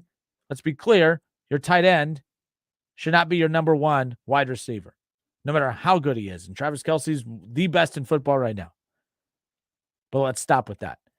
Patrick Mahomes deserves the MVP this year. Again, a lot can happen in the next 5 weeks. Joe Burrow still has to face Tom Brady. He still has to face Josh Allen. All right, he has to face a lot of really good football teams still. Let's say he gets past Deshaun Watson and the Browns on Sunday. Then he has Josh Allen and the Bills. And you have Tom Brady and the Buccaneers. You still have potentially Lamar and the Ravens. The Bengals are a good football team. Joe Burrow's a really, really good quarterback. But right now, for me, my money's on Patrick Mahomes to win it all. Oh, by the way, Joe Burrow still has to go on the road at New England. Now, New England's not the New England of old, but let's not act like going to Foxborough in the middle of December, late December. That's not an easy road trip. I'm not hating. Let's talk about it. 518-1410, 518-1410. MVP candidates. You got Tua. You got Joe Burrow. All right, you got Josh Allen. You got Patrick Mahomes. Jalen Hurts. But I would take Tua over Jalen Hurts. Tua is a prime example. The Dolphins haven't won a game when he's not on that field. When he's on that field, they've lost once. And we're heading into week 14. That's not a coincidence. Tua Tagovailoa he's playing at an MVP-like level. I'll take Joe Burrow over him. Josh Allen's been really, really good. He's been a little bit banged up. That's led to him not being as dominant, but you got to give credit to the Bills for the depth that they have to find other ways to win. They got a good defense as well. But Joe Burrow's been more impressive than Josh Allen. Josh Allen started out hot. Josh Allen slowed down a bit. Now, a lot of that has to do with the injury, but I'm going to go with Joe Burrow over Josh Allen. There's only one quarterback I would take over Joe Burrow MVP-wise right now, That's Patrick Mahomes.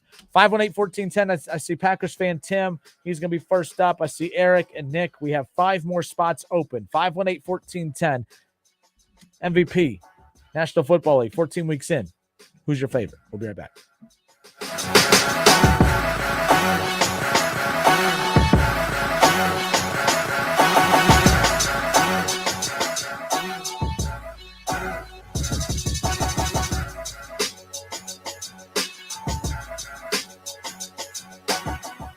The Justin Kinner Show with Kev Nash. Presented by Brad Mays with Home Experts Realty. Weekdays at 3 p.m. on 1410 ESPN Radio.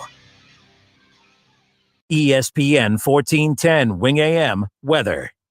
Today, areas of patchy fog early, going to be cloudy, then off and on rain showers for the afternoon with a high around 50. Tonight, cloudy, slight chance of a rain shower and low around 40 degrees. Upcoming for your weekend, going to be in the high 40s. Saturday looking overcast, and Sunday, considerable cloudiness. I'm Adam Zellick for 1410 ESPN Radio. Weather is brought to you by Cullet Propane. 98% of their customers recommend Cullet. If you wouldn't recommend your current supplier, check them out at culletpropane.com. Traveling, volunteering, spending time with family. What's your retirement look like? With income planning from Fidelity Wealth Management, a dedicated advisor can help you grow and protect your wealth. They'll look at your full financial picture and help you create a flexible strategy that considers things like market conditions and healthcare expenses, so you can stop worrying about the future and enjoy whatever comes next. Visit fidelity.com/income planning. Investment minimums apply. Fidelity Brokerage Services, member NYSE SIPC. They're big, and they're coming for you. Tax refund advance loans at Jackson Hewitt, up to $4,500. That's big. Like our tax refund advance can beat up their tax refund advance kind of big. Up to $4,500 at Jackson Hewitt. Book your appointment today and get details at jacksonhewitt.com. You're going to need a bigger wallet. Eligible clients can get up to $1,000 in December and up to $3,500 in January. Loans by Republic Bank and Trust Company. Finance charge may apply. When a cold comes on strong, knock it out with Vicks DayQuil Severe for max strength daytime relief. Just one dose of Vicks DayQuil Severe starts to relieve 9 of your worst cold and flu symptoms to help take you from 9 to none. Power through your day with Vicks DayQuil Severe, the daytime non-drowsy, coughing, aching, fever, sore throat, 9 to none medicine. Use as directed. At the United States Postal Service, we're here to deliver fast and reliable service to help you get holiday ready. We offer free package pickup and deliver free shipping supplies to your address. So whether you're in Garland, Texas, Rudolph, Wisconsin, or anywhere in between, we're making it easier for you to spread festive cheer this holiday season. USPS, delivering for America. For all your holiday needs, including info about free shipping supplies, free package pickup availability, and restrictions, go to USPS.com/holidays. Hi, this is Eddie Sorrell, Service Manager at Germain Honda Beaver Creek, recipient of Honda's President's Award. When your vehicle needs service, we make it convenient. Open 6 days a week, including all day Saturday. We also welcome same-day appointments and walk-ins as well. Our technicians are factory trained, and we offer a new state-of-the-art facility, clean waiting rooms, loaner cars, and free alignment checks as well. Ask for the $99.95 alignment special. Germain Honda Beaver Creek, Route 35, just east of 675 between Xenia and Beaver Creek. Have you heard? $5,000 sign-on bonus. That's right. My friends at Cordell Transportation are now hiring Class A CDL drivers for home daily dedicated lanes, no-touch freight with brand new equipment, and offering a $5,000 sign-on bonus paid over 18 months, paid orientation, company 401k. Plus, they're now hiring recent truck driving school graduates. Apply today. Online at CordellTransportation.com. Driven to succeed. Polking Bowling Centers are your connection for family fun or a great night out with friends this holiday season. Everyone loves to bowl. Plan your family holiday get-together at Polking Bowling Centers. Bowling offers an exciting family experience. Remember, Polking Bowling Centers are safe, sanitized, and socially distanced. Let the good times roll at Polking Lanes in Dayton, on Wilmington Avenue, Polking Woodman Lanes in Kettering on Woodman Drive, and Polking Lane South in Centerville on Kingsridge Drive. It's a memorable time for everyone, so come out and share the fun of bowling. At the United States Postal Service, we're here to deliver fast and reliable service to help you get holiday ready. We offer free package pickup and deliver free shipping supplies to your address. So whether you're in Garland, Texas, Rudolph, Wisconsin, or anywhere in between, we're making it easier for you to spread festive cheer this holiday season. USPS, delivering for America. For all your holiday needs, including info about free shipping supplies, free package pickup availability, and restrictions, go to USPS.com/holidays. Dell Technologies' Days of Deals for Business start now with fresh, limited quantity deals on tech to drive productivity. Save on select performance laptops and desktops powered by 12th Gen Intel Core processors. Don't forget special pricing on the latest monitors, docks, and accessories, plus free shipping on everything and special financing with Dell Business Credit. Call a Dell Technologies advisor at 877-ASK-DELL. That's 877-ASK-DELL. When it comes to tax season, we generally see two different scenarios. Situation one, do your taxes yourself. Oh, $1,400? Oh, Situation number two, we do your taxes for you. I'm getting back $1,400? Oh, See, we can save you money. Take a little back this year. Arrowhead Tax Service will help you save money. 113 West Jefferson Street in New Carlisle. All new clients save 10%. Online at arrowheadtaxservice.com. Eric was way behind on his taxes. I owed a lot of money to the IRS, almost $15,000. I tried to make payments. The IRS wasn't satisfied with Eric's efforts, so they came after him full force. They're coming to put a lien and a hold on all my income, my home, my car. I was just overwhelmed at what to do. Then Eric called Optima Tax Relief. When Optima Tax got involved, the calls would stop, the threats would stop. It was easy like 1, 2, 3. Optima Tax Relief is A+ rated by the Better Business Bureau, and their team of expert tax professionals took care of Eric's problem. I owe $15,000, and now my debt is clean. I don't owe anything. Take Eric's advice. If you have a tax problem, you need to call Optima Tax now. Call Optima Tax Relief for a free consultation. Call 800-343-6460. 800-343-6460. 800-343-6460. Optima Tax Relief. Some restrictions apply. For complete details, please visit OptimaTaxRelief.com. Creative Foam is opening an office in Vandalia, Ohio, and is hiring. On-site interviews Monday through Friday at 3337 North Dixie Drive in Dayton, or apply online at creativefoam.com. College football playoffs, Browns, Bengals, Buckeyes, and more. Catch the Keith Byers Show Mondays at noon on 1410 ESPN Radio.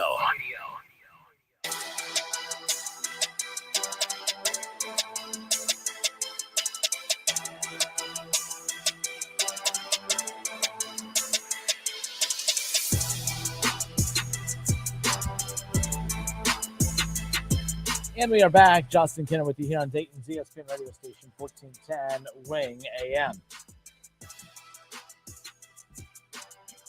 Live on Facebook, the Justin Kinner Show Facebook page. Jump in the conversation there.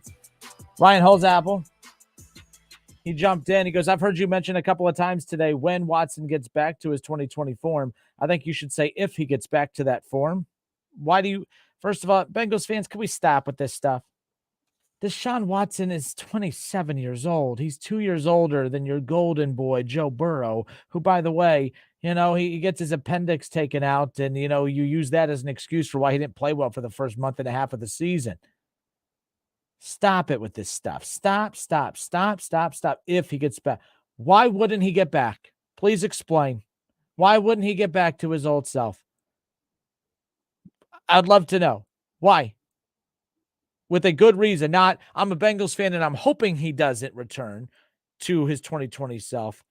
Explain. You can't just say, oh, I don't think he's going to get back to it. Why? Because hoping he doesn't get back to it and having a logical explanation for him getting back, not getting back to it, two separate things. So, Ryan, separate your fandom here. For the Bengals, that is. Your hatred for the Browns. I could see why you would want to think that, why you will hope to think that. We got to start with this. The Browns sold their souls financially and with draft picks to get them. Scary proposition. They sold their souls financially. You mean like your pathetic team that has to all of a sudden start doing all these crazy things just to afford their quarterback? I mean, my gosh, Cincinnati, they're like the Colorado of the NFL, where Colorado, they hired a head coach before they even had the money to pay Dion. That's kind of the Bengals. We got to pay Joe Burrow. We don't have the money to do it, but my God, I guess we need to put Paycor on the outside of ours. please explain how they financially sold their soul. If Deshaun Watson returns to 2020 form, which there's no explanation or no reasoning as to why you think he shouldn't, and there is no reason as to why he shouldn't, all right, he's worth every damn dime. The Bengals are going to pay equally as much, if not more, for Mr. Joey B. Are they going to financially sell themselves out to get Joe Burrow? No, they're going to do what every team does. When you have to have an elite quarterback to win football games. I shouldn't say win football games, to win the football games that matter. So no, stop with that lazy take. Bengals fans, you got to quit. It's okay. I know why you want to make fun of Deshaun Watson and all that stuff. He's made it easy for you. But this idea that a 27-year-old top premier elite athlete is 2 years out of the game, never going to return to form, stop it. He's rusty to start. That was expected. But let's stop acting like what we saw last week. That's who he is. All right, Mr. Browns fan himself, the one, the only, Steve from Springboro. Dude, it's been a while. How are you, sir? Working, dude. I listen to you guys every day, but it's kind of hard with delivering, and everything. I pay attention on the road. First and foremost, I ain't worried about the Pop Warner Pussycats. They're getting ready to get their ass kicked again, round 2. When Chubb carries the ball 20-plus times, the Browns are 5-0 this year, I believe. So, run the ball with him. Njoku's back. Watson likes to go to his tight ends, and Njoku at times looks like Travis Kelce, and other times he's had the injuries and whatever. But I'm not worried about beating him. If we can win out, I'm going to be there every week. I'm going to be believing every week. Those first few games, man, like you said, that bit us in the ass. The Jets lost, San Diego lost, the Ravens lost. I understand that. The reason the Bengals fans hate on Watson so bad is because when he does, and he will, Bengals fans, return to his form in 2020, and when he starts kicking your ass twice every year, then go cry me a river. Go Browns. Later, man. Steve from Springboro, the true American, never disappoints. And I agree with him. Shocker, I know. We got to stop this. Like Deshaun Watson, the thing that's unique about Deshaun Watson is the fact that his best season ever, like we talked, he played with Deshaun Hopkins, right? He played with Hopkins. Argument at the time was kind of like Devontae Adams, the best wide receiver in football. And Hopkins is still one of the top wide receivers in football. Don't get me wrong. Boy, there was this idea that, oh man, he could only he would basically, that was the Jamar Chase, for Deshaun Watson. The difference is when Jamar Chase disappears, Joe Burrow, he slips off significantly. He's not as good of a quarterback, not as elite as a quarterback. Joe Burrow's a very good quarterback without Jamar Chase, but Joe Burrow is not the Super Bowl contending quarterback that he is with Jamar Chase. Deshaun Watson's numbers in 2020, that was the best season he ever had. He didn't have Hopkins that year. Some quarterbacks, their numbers decline when they lose their top wide receiver. Other quarterbacks, they excel no matter who's around them, like Patrick Mahomes. That's just my opinion. Deshaun Watson's going to be fine. The Browns spend a lot of money on him. The Bengals are going to spend a lot of money on Joe Burrow. The Chiefs spend a lot of money on Patrick Mahomes. The Bills spend a lot of money on Josh Allen. It doesn't change the fact that you're expected to win football games because of how good your quarterback is. And Deshaun Watson played last in January of 2020 for this past Sunday. He'll be fine. He'll be fine. Ryan Holzapple said, we're talking about Joe Burrow. Without Jamar Chase, Burrow threw for 793 yards, 7 touchdowns, 3 picks, 70% completion percentage, and a 103 QB rating. Look, you're getting defensive. I didn't say Joe Burrow was bad without Jamar Chase, but I said he's not elite without Jamar Chase. Joe Burrow, if you go look at the amount of his, the amount of attempts, pass attempts per game, dropped off by 7 a game. All right. His completion percentage was really good, but he became a glorified game manager. That's not an opinion. That's a fact. Look at the numbers. He was averaging 30 throws a game. That's Baker Mayfield. That's what the Browns did with Baker Mayfield. We're only going to allow him to throw the ball 30 times a game. Why? We got to manage the game because we don't have an elite quarterback. Joe Burrow is a very, very good quarterback. He's almost elite, pretty much elite with Jamar Chase. He's not elite without Jamar Chase. Not elite without Jamar Chase. It's not opinion. It's not a coincidence that Joe Burrow looked like an MVP candidate this past Sunday because Jamar Chase was back. It's not a coincidence that against the Titans, there was really nothing working in the pass game. There was one game in the absence of Jamar Chase that the pass game looked fine, and that was against Pittsburgh. They have the second worst passing defense in the NFL. And Ryan, you're missing a game in there. There was 4 games. You're not wrong. You only counted the first 4. He completed 67% of his passes. Still very good. That would still put him in the top 10 completion percentage-wise.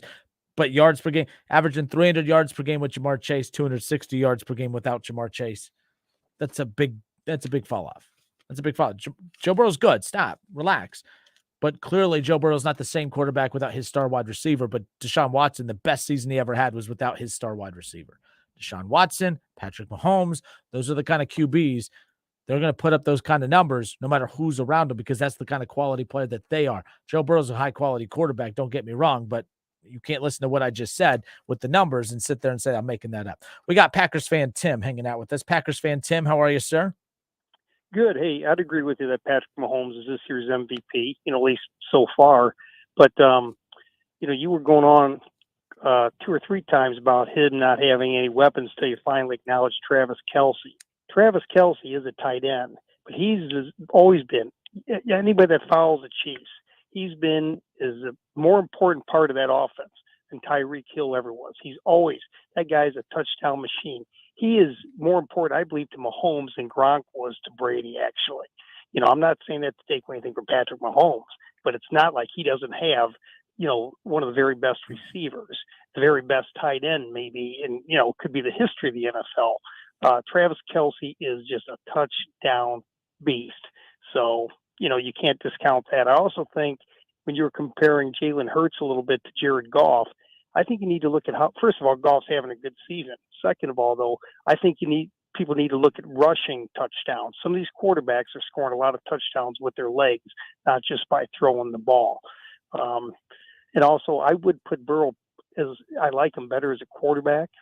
I mean, if I had a team, I'd pick him over Tua. But as far as the MVP this year, I would put Tua ahead of Joe Burrow, at least. I like how you worded that. I'm with you. If I had to pick, because people think I'm just hating on Burrow a lot. I'm not hating on Burrow. I'm just pointing out my observations of him. But you are right, Tim. If I had to pick, because that's a totally different conversation. We're talking about MVP. I've been a high on Tua all season. I think the game against San Fran last week, which again wasn't his best game. He still threw for 300 yards, 2 touchdowns. It's the 2 picks that people are talking about. But I like how you worded that, Tim. You said if you had to pick a quarterback to build a team around, you're going to pick Burrow over Tua. I agree with you 1,000,000% on that. But for MVP this season, at least as we enter week 14, you're right. Tua's had a more impactful season. Because he's just been a difference maker out there. So is Joe Burrow, but Joe Burrow had a couple bad games to start. The MVPs for the full season. I'll give you that. I could see I think it's safe to put Tua above Burrow. I like Burrow over, behind Patrick, but you are right. We need to give him more respect. I agree. And Burrow could end up being the MVP. I mean, there's still some games left, if Burrow keeps playing, but especially if he goes on, Tim, if he goes on to win at New England, Joe Burrow goes on the road and wins a big game at New England. I don't care the level of New England. New England's still a very good football team. He wins at New England. He wins at Buffalo. He wins against Tom Brady, and then has the Ravens to close out.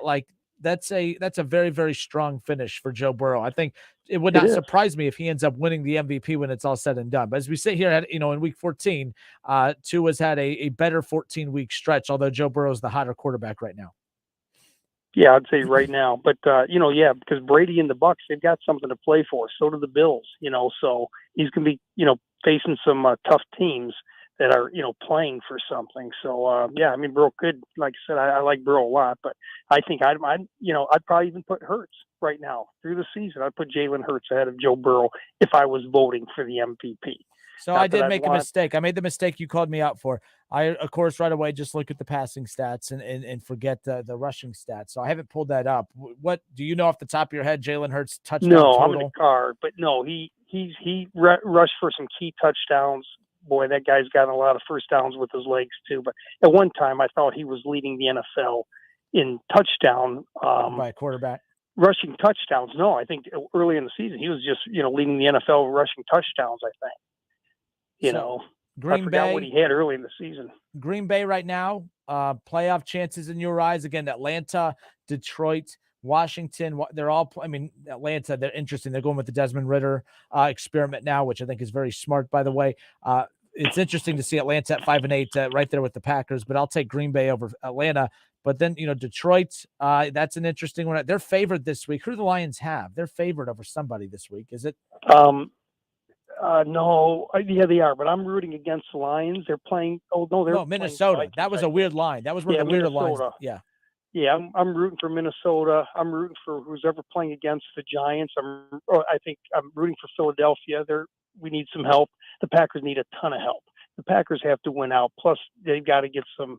I think New York Giants have got to lose 3 games. The Commanders, the Seattle Seahawks, the Packers to get that 7th playoff spot. They're going to have to win out, which is going to be very tough to do. The defense just isn't good, and they're going to have to get a lot of help. So, their chances are not very, very good at all. But I'd love it if they did. As a Pack fan, I would love it. They went in there as the last wild card, like they did the last time they won the Super Bowl, played on the road, win the Super Bowl. Then Aaron Rodgers retires in glory. His first Super Bowl was a wild card quarterback. Last one was a wild card. And then we, move into the Jordan Love era. I hope Aaron Rodgers is going to come back because they're just not going to win the Super Bowl this year. They're not even going to make the playoffs. But that's, as a fan, that's what I would love to see happen. But I wouldn't bet on any of that, No, So anyways, thanks, Justin. Yeah, appreciate you, man. Take care. 518-1410, 518-1410. That's the number to call and jump in on the conversation. Ryan Holzapfel. I'm not hating on Watson at all. I wasn't surprised at all by his performance last week against the Texans. I don't think anyone was surprised by it. He goes, but you can't sit 2 years and hope the side work you're putting in is going to replicate game reps. This respectfully, but you're not saying anything that me and everyone else haven't said already. So that doesn't change the fact that you're saying that that the Browns are in trouble because there's a good chance he never returns to 2020. There's no base for you to say that at all. And what if all of a sudden what I think is going to happen on Sunday? Joe Burrow's just going to forget how to play football and just will magically disappear. He's just not going to be good on Sunday. Actually, probably a good chance he's not good on Sunday. He's usually not good against the Browns.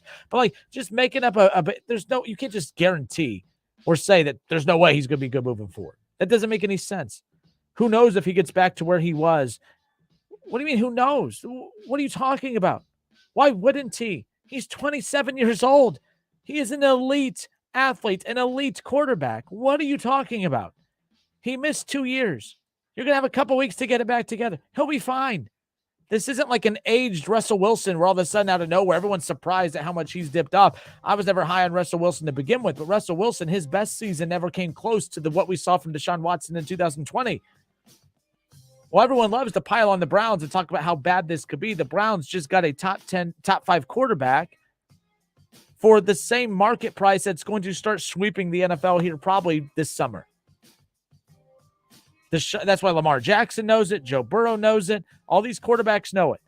Someone was going to get to that dollar amount, whether it was Deshaun Watson or not. People are only mad because it was the Browns that did it. That's the only thing that the Browns do anything, they're the villains. The Browns, you are trash for not having a quarterback. No, you're trash for doing everything you can to go get one. It doesn't make any sense. And no offense, Ryan, but you're a Bengals fan. Why do you care so much about what the Browns have going on financially? The Browns, he goes on to say that they have no choice but to have him because of the $230 million guaranteed contract. There's guaranteed money in every contract. Again, the Broncos are in more cap held than the Browns will ever be throughout this stretch. It won't be easy, but it's not going to be easy for the Bengals either. When Joe Burrow gets paid his $50+ million a year, they're going to be in the same boat.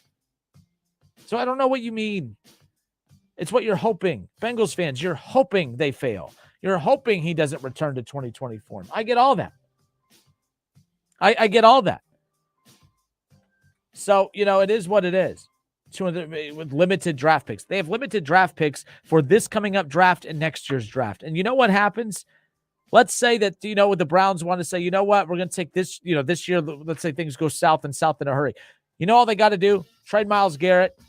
I don't like that idea, but the Browns, if they wanted to get out of jail free in a hurry, they have some key pieces that they could trade and replenish their draft stock, and they could do it very quickly. Myles Garrett's maybe a bad example, but Nick Chubb. I would pay Kareem Hunt. You get him pretty cheap. I'd move on from Nick Chubb if you can. You also have the kid that they drafted from Cincinnati. Running backs are easy to come by. Trade Nick Chubb, go get a first rounder, go get a couple second rounders. They'll be fine. The Browns are fine. They may not be fine this year because of the whole that, being without a starting quarterback for 11 weeks. They're fine. I don't know why we're so worried about the Browns. The Browns are no different other than the fully guaranteed contract. You think that Joe Burrow's not going to have a 90% fully guaranteed contract? And the Bengals are better off because of that 10% difference? The Bengals are about to be in the same spot that the Browns are, where everything is wrapped around the quarterback's salary. It's not going anywhere. That's how it's always going to be. Whether the Browns paid Deshaun Watson or not, the Bengals are going to be in cap hell as well when it came time to pay Joe Burrow. That's why the Packers are as bad as they are, because they put all their money in their quarterback and they had limited options to go elsewhere. And really any means to do it either. Doug Toby, I don't want to hear that the Browns fans crying when Watson gets booed on Sunday, because if Watson would have played for Cincinnati, the Browns fans would have been losing their mind on their show, and you know it. What? Doug Toby, I know you guys are new to going to football games and all because you guys just started going to games last year as Bengals fans, but let's be clear here. Usually the opposing quarterback gets booed. Doug Toby, I know Bengals fans, you guys just started following football last year, so you don't understand how things work when you go to football games. But you're saying, I don't want to hear the Browns fans crying when Watson gets booed on Sunday. What? Of course, he should get booed on Sunday. It's in Cincinnati. If Baker Mayfield's the quarterback of the Browns, he should get booed in Cincinnati. That's what you do. The opposing quarterback gets booed. What? I don't know what you mean, Doug. That doesn't make any sense. The Browns fans would have been losing their mind on this show, and you know it. If Deshaun Watson would have played for Cincinnati, the Browns fans would have been losing their mind on this show, and you know it. Probably. That's how this works. But that's why I also know you guys are all full of crap, because you guys are all pretending to be morally outraged about Deshaun Watson. I can't believe that the Browns got Deshaun Watson. I can't believe that they would give someone like that, all while you have Joe Mixon and Jackson Carman on your roster. You pathetic Bengals fans that compartmentalize supporting Joe Mixon and Jackson Carman while being outraged at the Browns for this Deshaun Watson thing. And yes, Deshaun Watson thing, but we're not going to compare legalities here. Wrong is wrong, right? Bad is bad. Stop pretending to situationally care about certain things. If you can support Joe Mixon, you could support Jackson Carman, you could support all the head cases and psychopaths that have put on a Bengals jersey over the last 10 plus years, but now all of a sudden you have this high moral compass on clutching onto your Bibles and have a huge problem. Stop it. Stop it. The jokes about the Browns and Deshaun Watson, you could make them. I'm going to call you out, though, every single time. Every single time. Yes, I'm admitting to you, if the Bengals had Deshaun Watson, I'd be doing the same things you are. But at least I'm willing to admit that it's coming from just a place of, oh, yeah, I don't really think this quarterback's bad. I just dislike him because the team I hate has him. It's that simple. Sorry, you got me pretty hot there. But my goodness, this idea that the Browns did something that no other team would, it's just ridiculous. Ryan Holzapple, how many teams, speaking of this perfect timing, how many teams in the NFL would have given Watson that contract he got from the Browns? Teams that want to win? Teams that want to win. What's wrong with what the Browns did? Please explain. Ryan Holzapple, what is the problem with the fully guaranteed contract? You think that that's not where contracts were going? You think that this was going to happen no matter what? Whether it was this season or next season, who knows?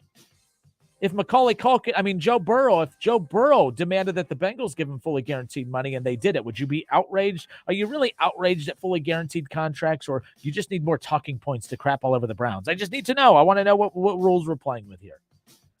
I'm going to say 0, he says.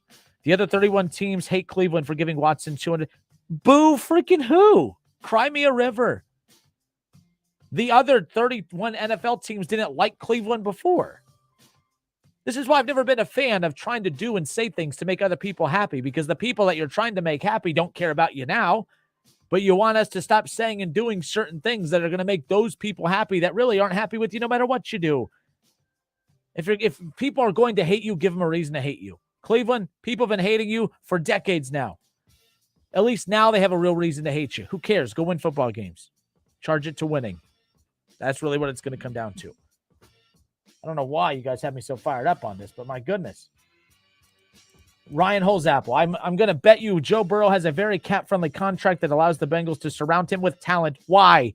Why? Why would Joe Burrow accept less money? Please.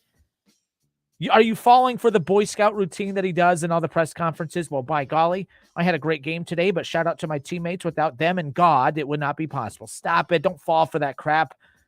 Joe Burrow, the way he dresses, the way he acts, it's all about Joe Burrow. Why would it not be about Joe Burrow when it comes time to sitting down to get the contract? Every other team, the Chiefs, they put a winner around Patrick Mahomes, and he took all the money. Why, why wouldn't he? Why would Joe Burrow, why of all the athletes out there, why would Joe Burrow take less money? He's going to have a team-friendly contract. What's a team-friendly contract? Please explain. What was Joe Burrow going to do that every other quarterback's not going to do?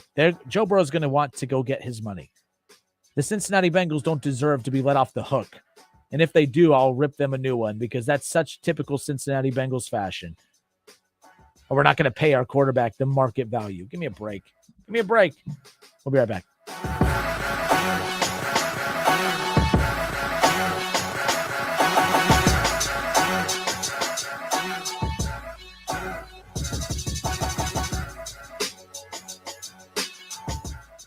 It's the Justin Kinner Show with Kev Nash. Justin, you're awesome, baby. Right here on 1410 ESPN Radio. Freaking chicken chunks, freaking chicken chunks, freaking chicken chunks, freaking chicken chunks. When there's no time to make food for your holiday party, carry out 4 pounds of freaking chicken chunks for only $34.99.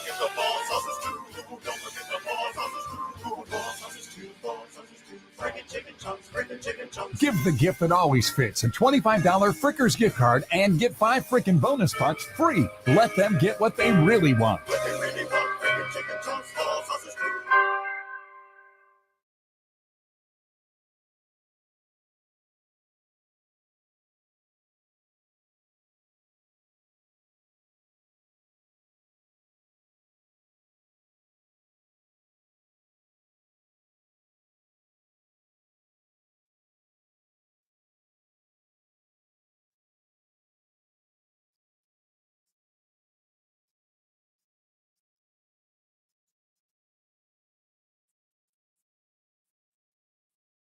A new year and a new career. KTH Parts Industries has immediate openings, second shift production associates, and equipment technicians. Material handling experience is a plus. This is an excellent new opportunity that offers an attractive benefit package, medical, dental, 401k, attendance bonus, and a competitive wage, starting at $19.75 per hour with annual increases. KTH is hosting open interviews Monday through Friday from 7:30 a.m. through 3 p.m. Visit kth.net. KTH is an equal opportunity employer. Mode X Tequila Bistro, not your typical Mexican restaurant. Experience a sophisticated twist on the Tequila Bistro style of informal eating and drinking. Authentic Mexican food using quality ingredients from fresh pressed tortillas to house-made sauce and premium margaritas. Visit us for happy hour and enjoy our full-service bar. Televisions to view your favorite sporting event. Mode X Tequila Bistro in the Green for the best cuisine straight from the oven. Mode X Tequila Bistro for a fun, casual, and late-night dining experience.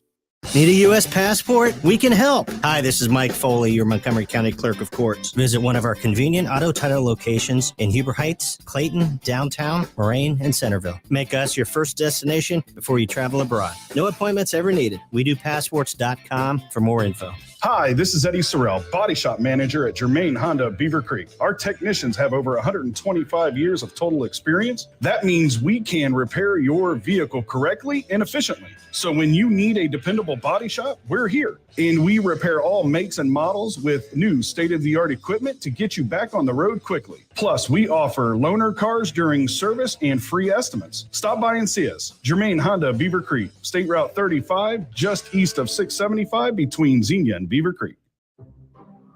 The holiday season is right around the corner. So give the gift that's hard to wrap, but easy to give. Give them a Stihl. From powerful trimmers, blowers, and chainsaws under the tree to branded accessories stuffed in their stockings, the Stihl Holiday Gift Guide has something for everyone. Visit your local Stihl dealer or go to stihlusa.com/gift guide. Real Stihl. Find yours. Available at participating dealers while supplies last. Where can you jingle, mingle, and find every single holiday gift? Lowe's, actually. Wander the aisles during Winterfest and find the perfect present from tools to gift cards.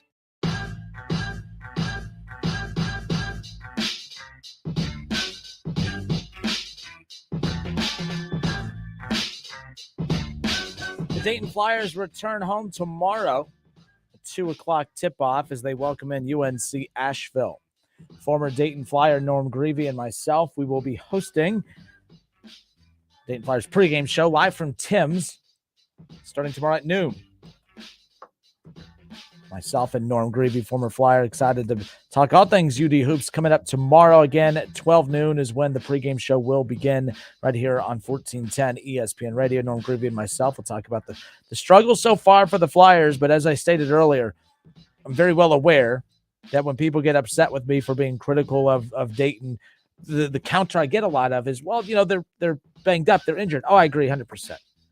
Look, at the end of the day, when we talk about the struggles within a game, that's not an indictment of who they are as a team as a whole. Look, I think that things could be a lot worse if we're really being honest about Dayton at this point. My thing is this: if Dayton was losing like this, while they had Malachi Smith, while they had Kobe Elvis, while they, you know what I mean, while they had everyone healthy, then there's means to be concerned. But that's why at the end of the day, no matter how bad things get, that's the icing on the cake, if you will, is that no matter how bad things get, we at least know the why.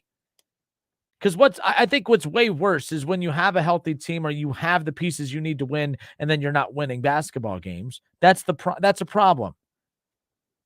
I don't think this season is an indictment on Anthony Grant outside of the fact that maybe people are a little concerned about the roster makeup, that not enough guards, not enough shooting, not enough this. That's fair. But I don't think that the Flyers being 5-5 and getting blown out against Virginia Tech the other day is because, oh, Anthony Grant's a bad coach. It's Anthony Grant doesn't have a full roster right now. You want to be critical of the roster makeup? By all means, go ahead and do so. But at the same time, I think that if, you know, Dayton, the top 25 team preseason coming in, being 5-5 right now, it's not as if the team had top 25 expectations because of the talent that was on the roster. When that talent's not out on the floor, we can't take this team and hold them to that top 25 expectation. You see what I mean? Like, we got to stop being so angry every time someone is critical. If I give my opinion about the Dayton Flyers and say, oh man, they just can't shoot the dang ball, they're not a good shooting team, you're being a hater. No, they can't shoot the three ball. It's an observation. It's not hating. Like, I'm not, like, it kind of stinks right now. Like, there was so much expectations for this Dayton Flyers team coming into the season, and they're not meeting those expectations. But I wouldn't word it that way. I don't think that it's that they're not meeting those expectations. They're not equipped to do so. I think right now, at this point, I guess at the end of the day, this isn't what UD is built for. This isn't what they want. But the fact that this is going to come down to a 3-day stretch, is it in Brooklyn? Where's the A10 championships? Where's the tournament? Is it in Brooklyn still? Was it? I forgot where it was even last year. But the point is, it is going to come down to that stretch, that weekend. They have to win their conference tournament. History has not been kind to UD when it comes to that. But more times than not, when this team is talking about making the NCAA tournament, they're talking about doing it with an at-large bid. The at-large opportunity, it's gone. It's thrown out. It's out the window. It's in the garbage disposal. It's in the dumpster. Who cares?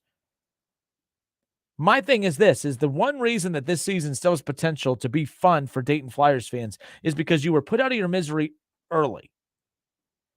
Now you've had time to reset and recalibrate as far as what your expectations are for the Flyers this season. And you want to know what it comes down to? Making more three-point shots. Well, that'd be nice, but getting healthy.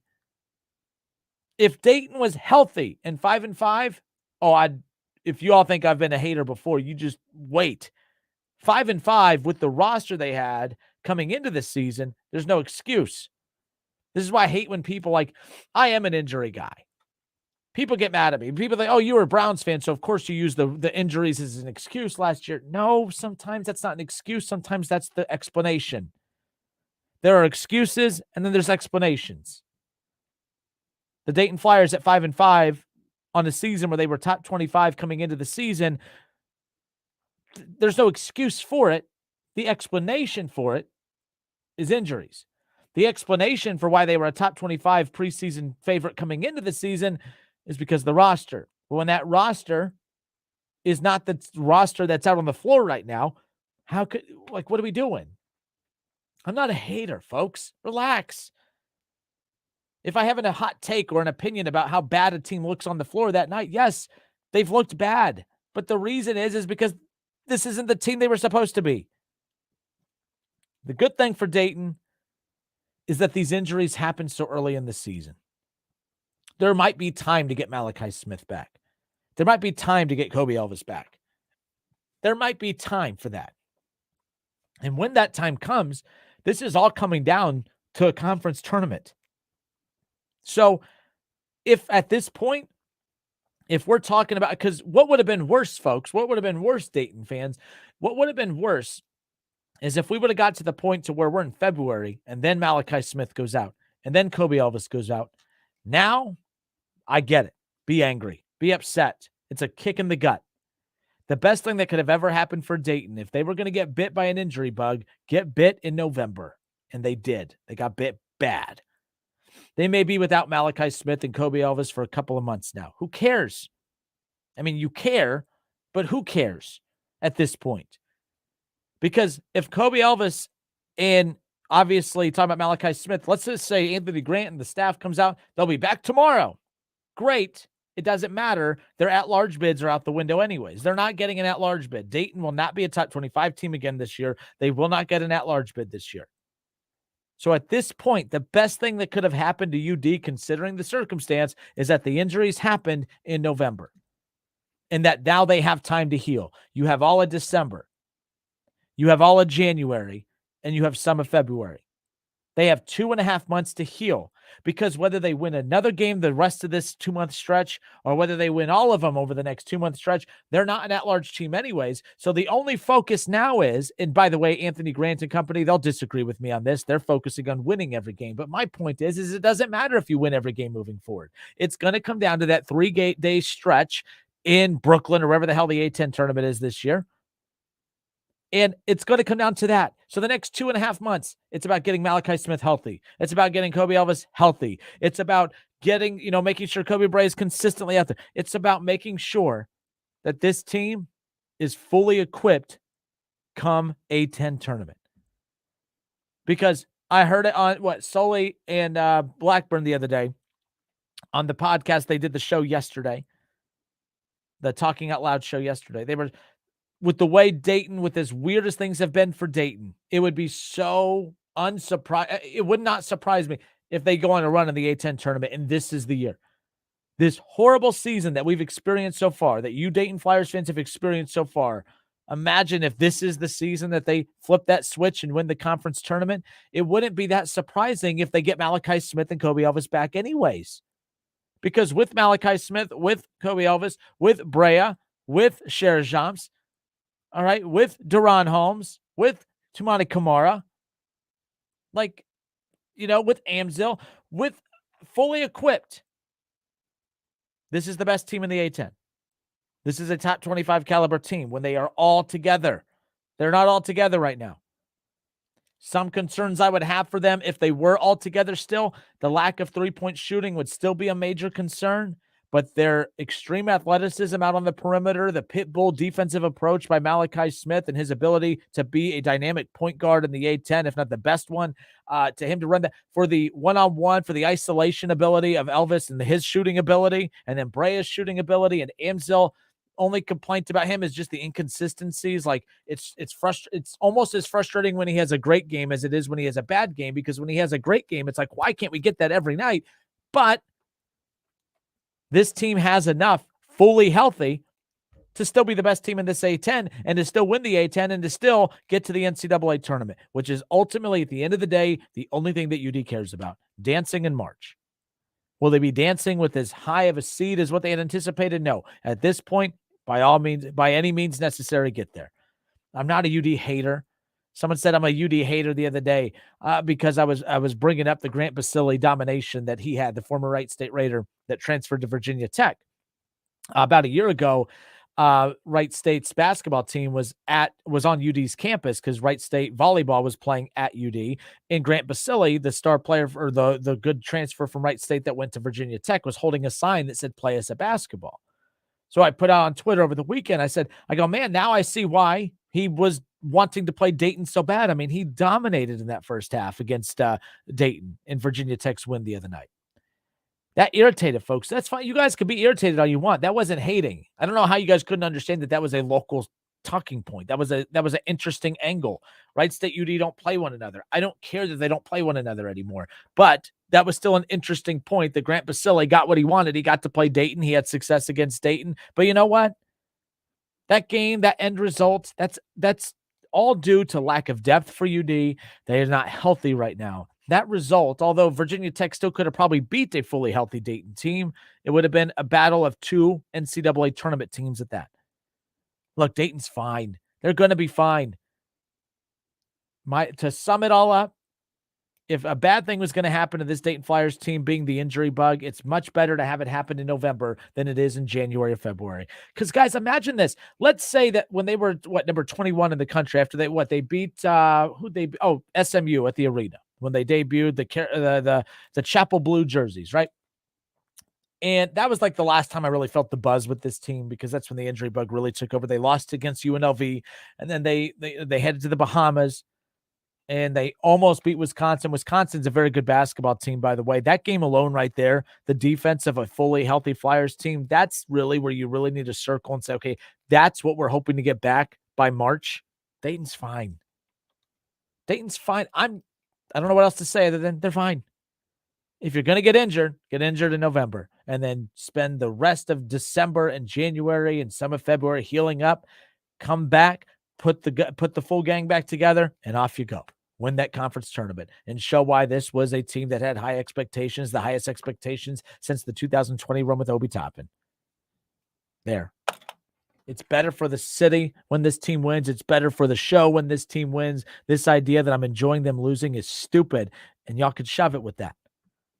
All right, Dayton's fine. They're going to be fine. They got UNC Asheville tomorrow. I'm excited to work with a good friend of mine at Norm Greavy tomorrow. We're going to be live at Tim's Bar and Grill for the Dayton Flyers pregame show, Talking Out Loud pregame show. I'm filling in for Sully, me and Norm are. So I'm excited about that. So that's tomorrow at noon right here on 1410 ESPN Radio. So my apologies to anyone that I've upset to make you believe that I'm that I'm a hater. Not a hater. I promise you. 518-1410. We'll be right back.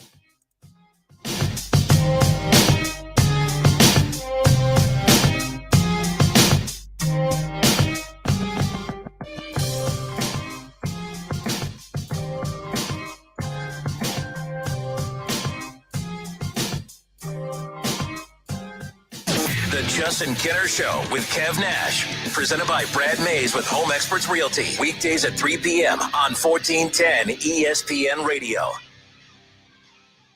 Do you know what people see when they Google you? Search engines don't always get it right. And when they're wrong, it's your reputation on the line. So what do you do when you don't agree with your search results? Call Reputation Defender at 800-401-6681. Reputation Defender by Norton is one of the most trusted names in online reputation repair. We have over a decade of experience in fixing people's search results, and we can help you too. Using cutting-edge approaches, Reputation Defender pushes unflattering information down to lower pages of your search results, where few people ever look. We also promote the good stuff so that it rises to the top, letting you put your best foot forward. Your good name is too valuable to leave to the whims of a Google algorithm. You owe it to yourself to take control with Reputation Defender. Visit www.reputationdefender.com or call 800-401-6681 for free advice on your situation. 800-401-6681. That's 800-401-6681.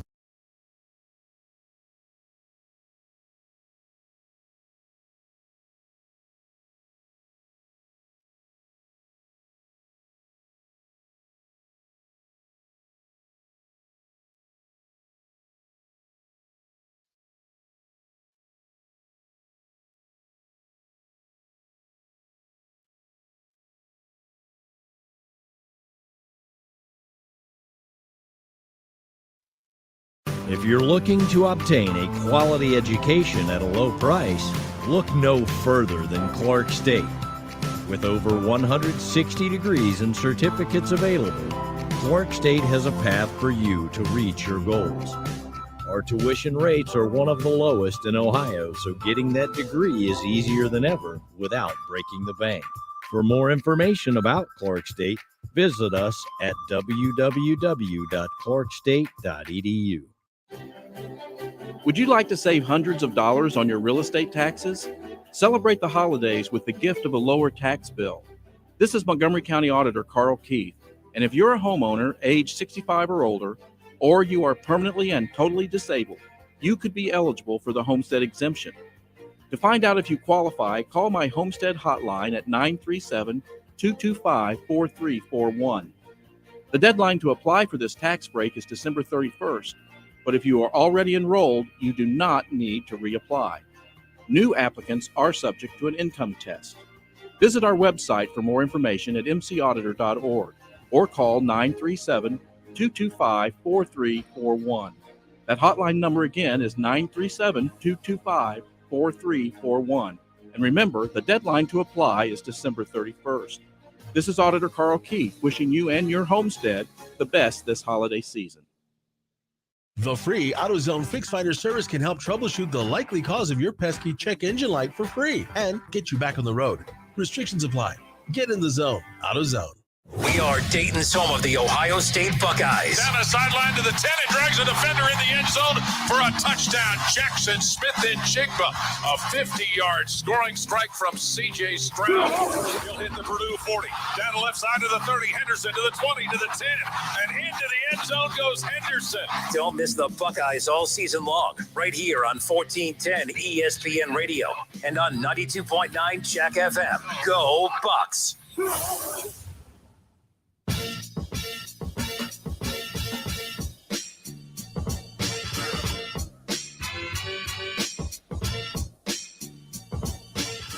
All right, and we are back. 518-1410, 518-1410. That's the number to call and jump in on the conversation. I'm Justin Kinner. Doug Toby said Kinner's favorite band in high school was Twisted Sister. He loves to twist comments in his favor. Doug, what comment did I twist into my favor? I would love to know. The last comment that you made was the one that you said, I don't want to hear the Browns fans crying when Watson gets booed on Sunday, because if Watson would have played for Cincinnati, the Browns fans would have been losing their mind on this show, and you know it. Yeah, I admitted that. That's how this works. That's why I'm calling you guys out. I know that you're booing Watson because you just hate that Cleveland did anything. If Cincinnati did it, Browns fans, of course, would be booing Cincinnati for doing it. Just like we booed you for, wait for it, Joe Mixon. And just like we're booing you for Jackson Carman. Yeah, I know why you're doing it. I'm just calling out the hypocrisy. That's all. It is what it is. I'm not twisting anything. So there's that. Talked about a little Dayton Flyers basketball a little bit ago.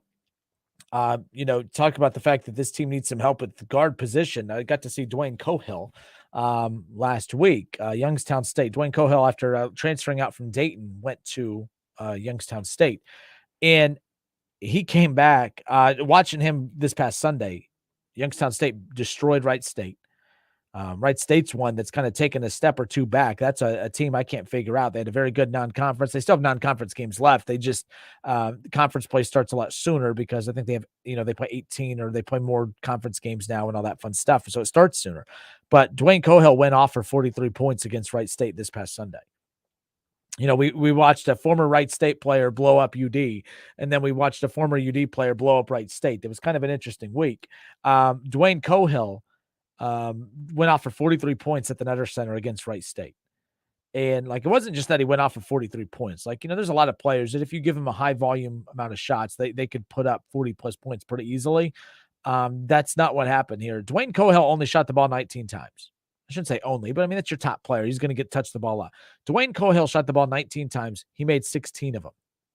He was 6 of 6 from behind the 3-point line. Wright State, no matter what look they threw at him defensively, if you played him tight, he'd beat you off the dribble, right? And he'd attack the paint. No help side defense. I don't know what Wright State was struggling so much with the help side, but I mean, even the contested shots, he was still able to knock down contested shots at the bucket.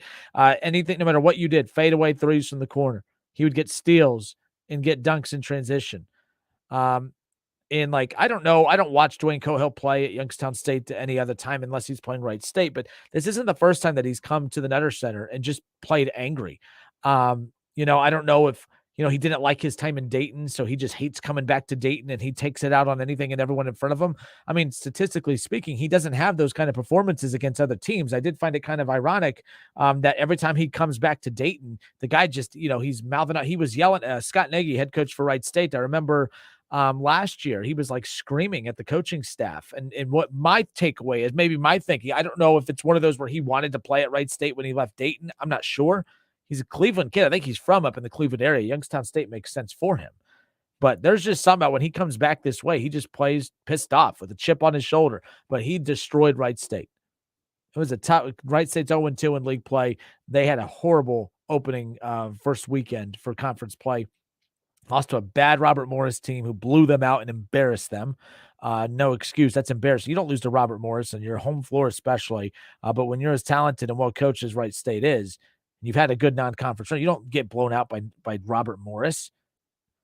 But hey, you have an off night. Okay, that could be forgiven. But then 2 nights later, you get absolutely blitzed again and get destroyed by Youngstown State. It's a good basketball team. They have a very good player. They're very well coached. Jared Calhoun, the head coach for them, does a very good job. He used to coach under Bob Huggins.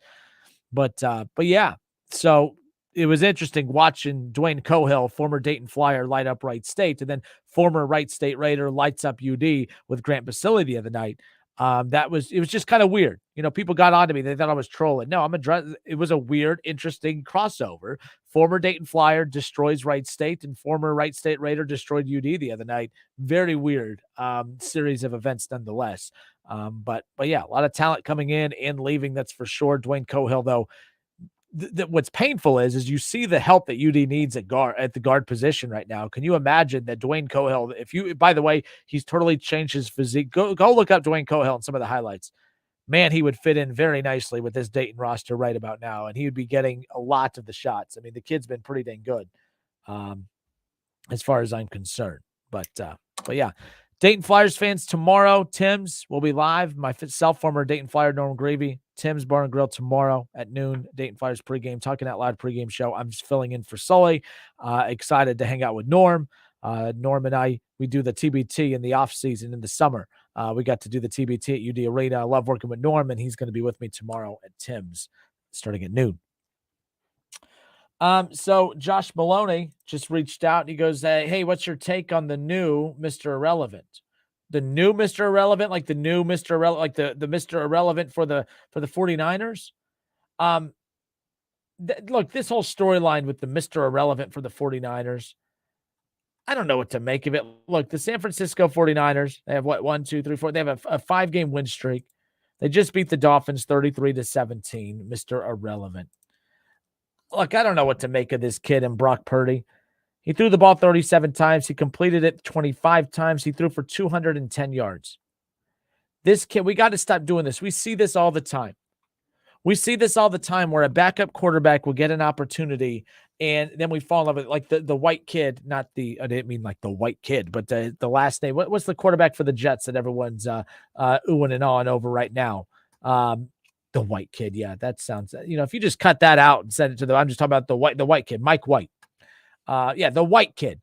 But yeah, Mike White, the quarterback for the Jets. Like we did this last year. Remember when Mike White debuted? He debuted against the Bengals, lit the Bengals up. He looked like a damn MVP candidate.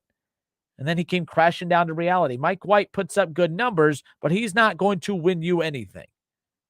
He is not like if the Jets think that he may be able to play good enough for the Jets to take advantage of the weapons that they have, on the rest of the offense and on the defensive side of the ball. But let's be clear, Mike White's not winning you anything. But the Jets, they're falling in love with this idea that maybe he is, but just because he may be better than what you wanted your starting quarterback to be, and Zach Wilson, it doesn't mean he's a good quarterback. It just means he's better than the quarterback you've already deemed to be not good enough. And that's what's happening here in San Francisco. This is a stupid storyline that I'm not jumping on board with. Brock Purdy. I thought the San Francisco 49ers, when the report came out that the Niners decided to stick with Brock Purdy over Baker Mayfield, I thought that that was a ridiculous decision. But Justin, they've won 5 straight, and look, they just won with Brock Purdy over the Dolphins, a very good football team. Yes. And the Jets with Mike White last year beat the team that went to the Super Bowl out of the AFC. Mike White wasn't good. The Jets weren't good. San Francisco's pretty good. Purdy is not good. Let's just stop with it. He's thrown for 276 yards on the season total, 2 touchdowns and 2 interceptions. The fact that the San Francisco 49ers think that going with Brock Purdy over Baker Mayfield was a better decision is just stupid to me. You have Christian McCaffrey, you have Deebo Samuel, you have playmakers. Baker Mayfield may be a little sporadic with the football, but he is at least going to get a lot out of Christian McCaffrey. He's going to get a lot out of Deebo Samuel. And then we saw what happened last night with the Rams. Baker Mayfield's not a top 10 quarterback. Baker Mayfield's not as good of a quarterback as what I had anticipated him to be or where I thought he was, his trajectory was leading him towards. But at the same time, Baker Mayfield is a quarterback that we know a lot about. You don't know crap about Purdy other than his name is Purdy Dumb. So, Mr. Irrelevant, to answer your question, Maloney, I think this is an annoying storyline that I'm not going to give too much attention to. San Francisco is going to regret that they didn't go after. I mean, can you think of a time? You lose Jimmy Garoppolo at the most inopportune time of the season. I was talking about the Dayton Flyers a little bit ago. I said, while everyone is talking about the negative of the Dayton Flyers being the injuries, I actually view the injury bug that hit UD to be a good thing because of the timing of which it hit. The injury bug that bit Dayton bit them in November, which means it gives them all of December and all of January and some of February to heal up, get healthy, and make a run in the conference tournament. I'm looking at the positive of it. The San Francisco 49ers, you lose Jimmy Garoppolo for, I know doctors said not the rest of the season, but I mean deep into the playoffs. That's if Brock Purdy could get you there. You lost your quarterback with 1 month to go in the season. That's a problem for the 49ers. That's not a good thing. You don't know anything about Brock Purdy. You are learning as you go with Brock Purdy. You know what you do know about is Baker Mayfield. Now, you're probably saying, yes, and that's the problem. What is the problem with a team that if you are saying, hey, you can win games in San Francisco, you don't have to have an elite quarterback to win in San Francisco. That's right. You don't have to have an elite quarterback to win in San Francisco. But if you're going to start ranking non-elite quarterbacks as far as who can make you better, Baker Mayfield, you mean to tell me would not have been the better option over Brock Purdy? Stop it. I'm glad we know what you get with Baker Mayfield. Inconsistencies, and he could turn the ball over at times. But you know what he can also do for you? He could pick up, make plays in a hurry. He can make big-time plays in a hurry. We watched him do it in Cleveland. Yeah, but we watched inconsistencies as well. And Purdy's going to be pretty impressive. He threw the ball 37 times and threw for 210 yards. Stop. That's not efficient football. If your quarterback's throwing the ball 37 times, he better be at least getting you 260 plus, and that's not what we're getting from Purdy. That's pretty embarrassing. Look, I'm not trying to do this whole Baker Mayfield as elite thing again. Look, I was wrong about Baker being a franchise quarterback with Cleveland. However, there is a storm brewing with this Baker Mayfield situation. I think Baker with Sean McVay is going to be something to keep an eye on. Baker Mayfield with Sean McVay, because Matthew Stafford could come back for the Rams and return. Matthew Stafford was very, very good last year. He won a damn Super Bowl. Matthew Stafford came into the season with an elbow issue, might have to have this surgery on this elbow that could knock him out all of next season, might just retire. The Rams are going to need a quarterback. They have no draft picks. If this Baker Mayfield experiment goes on and they succeed with it, a lot of teams are going to look bad, because I don't envision a scenario that Deshaun Watson does not reach peak 2020 levels with Cleveland, whether it's at some point the rest of this season or next season. However, it doesn't erase the fact that while Baker Mayfield was having big-time fun last night and success, if you add that what happened last night with the Rams to a potential loss against Cincinnati on Sunday, if Deshaun Watson looks as bad as he did against the Bengals or against the Texans, against the Bengals on Sunday, and Baker Mayfield is leading his team to come from behind, 98-yard, come from behind, victories, I'm sorry, that's not going to be a good look for Cleveland. If Sean McVay can win with Baker Mayfield, that's not going to be a good look for Cleveland. because Baker Mayfield would have costed you anywhere between $32 to $37 million a year. You could win with Baker Mayfield. You have to have the right coaches. You have to have the right scheme. Those are some of the deficiencies of Baker Mayfield. But you know what? There's only a handful of quarterbacks in the NFL that could do what they do. That's Patrick Mahomes. That's Joe Burrow. That's Josh Allen. That's Justin Herbert. Baker Mayfield's not any of those quarterbacks, but it doesn't mean that you can't win with him. You could have put 32 to 37 mil around Baker Mayfield, and then you would have had all this extra money to go put pieces around him. That's what the Rams have. He's not going to be expensive in Los Angeles. It's going to work out because all the other big contracts they have, they're going to be able to get some of these weapons back. The Rams are going to be fine. Baker Mayfield, keep an eye on that situation because I think there's two teams that are going to look ridiculous when it's all said and done. Cleveland and San Francisco. San Francisco had a shot to go get Baker Mayfield. Baker Mayfield could potentially win games for the Rams who aren't making the playoffs, which is just as sweet to the Rams because the Rams in their head, they're thinking, you know what? If we get Baker Mayfield and we just, took a flyer out on him and he wins his football games, look out. Because now we're going to win football games with Baker Mayfield. We may not make the playoffs, but we now know at least we're confident enough to have him be our quarterback next year. You get Cooper Kupp back. You get these weapons back. Look out for the Rams again, especially in the NFC. It's not that deep. You could win in the NFC. And then what they also did was they kept a quarterback away from San Francisco. Because the Baker Mayfield I saw last night, with an offensive line, with the run game, with receivers in San Francisco are better. The offensive line in San Francisco is better. The run game, as good, if not better. I think the Niners made a huge mistake. That's me. That's just me. I'm not a big fan of the decision to not go after Baker Mayfield if you are the San Francisco 49ers, and now I hope you fail. 518-1410. Josh Maloney said, I'm not trying to boast him up, just curious. No, Josh, you're good. And if you like the storyline of the Purdy dude over in San Francisco, that's fine. I'm just saying, we do this all the time though. We see a backup quarterback step in and we think, my God, maybe they could be like Geno Smith. Look, that was a great story for the Seahawks, but they're starting to crash back down to reality now.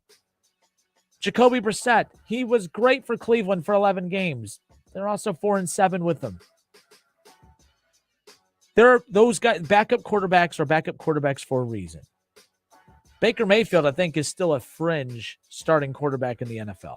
And this is going to be his last opportunity to show that. But at the end of the day, Brock Purdy, they won a game with him. He threw for 210 yards.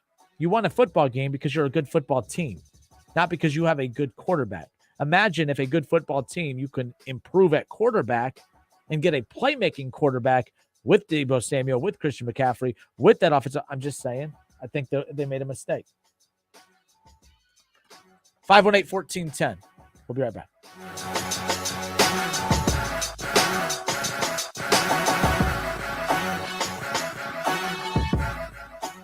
Listen, stream, watch. It's the Justin Kinner Show with Kev Nash right here on Dayton's ESPN Radio, 1410 Wing AM.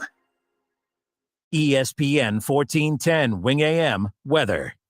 Today, areas of patchy fog early, going to be cloudy, then off and on rain showers for the afternoon with a high around 50. Tonight, cloudy, slight chance of a rain shower and low around 40 degrees. Upcoming for your weekend, going to be in the high 40s. Saturday looking overcast, and Sunday, considerable cloudiness. I'm Adam Zellick for 1410 ESPN Radio. Weather is brought to you by Cullet Propane. 98% of their customers recommend Cullet. If you wouldn't recommend your current supplier, check them out at culletpropane.com. You're the one who protects the flock, and that requires an eye for detail. Because when safety and well-being are on the line, it's the details that can save lives. Even when no one else is watching, you see everything.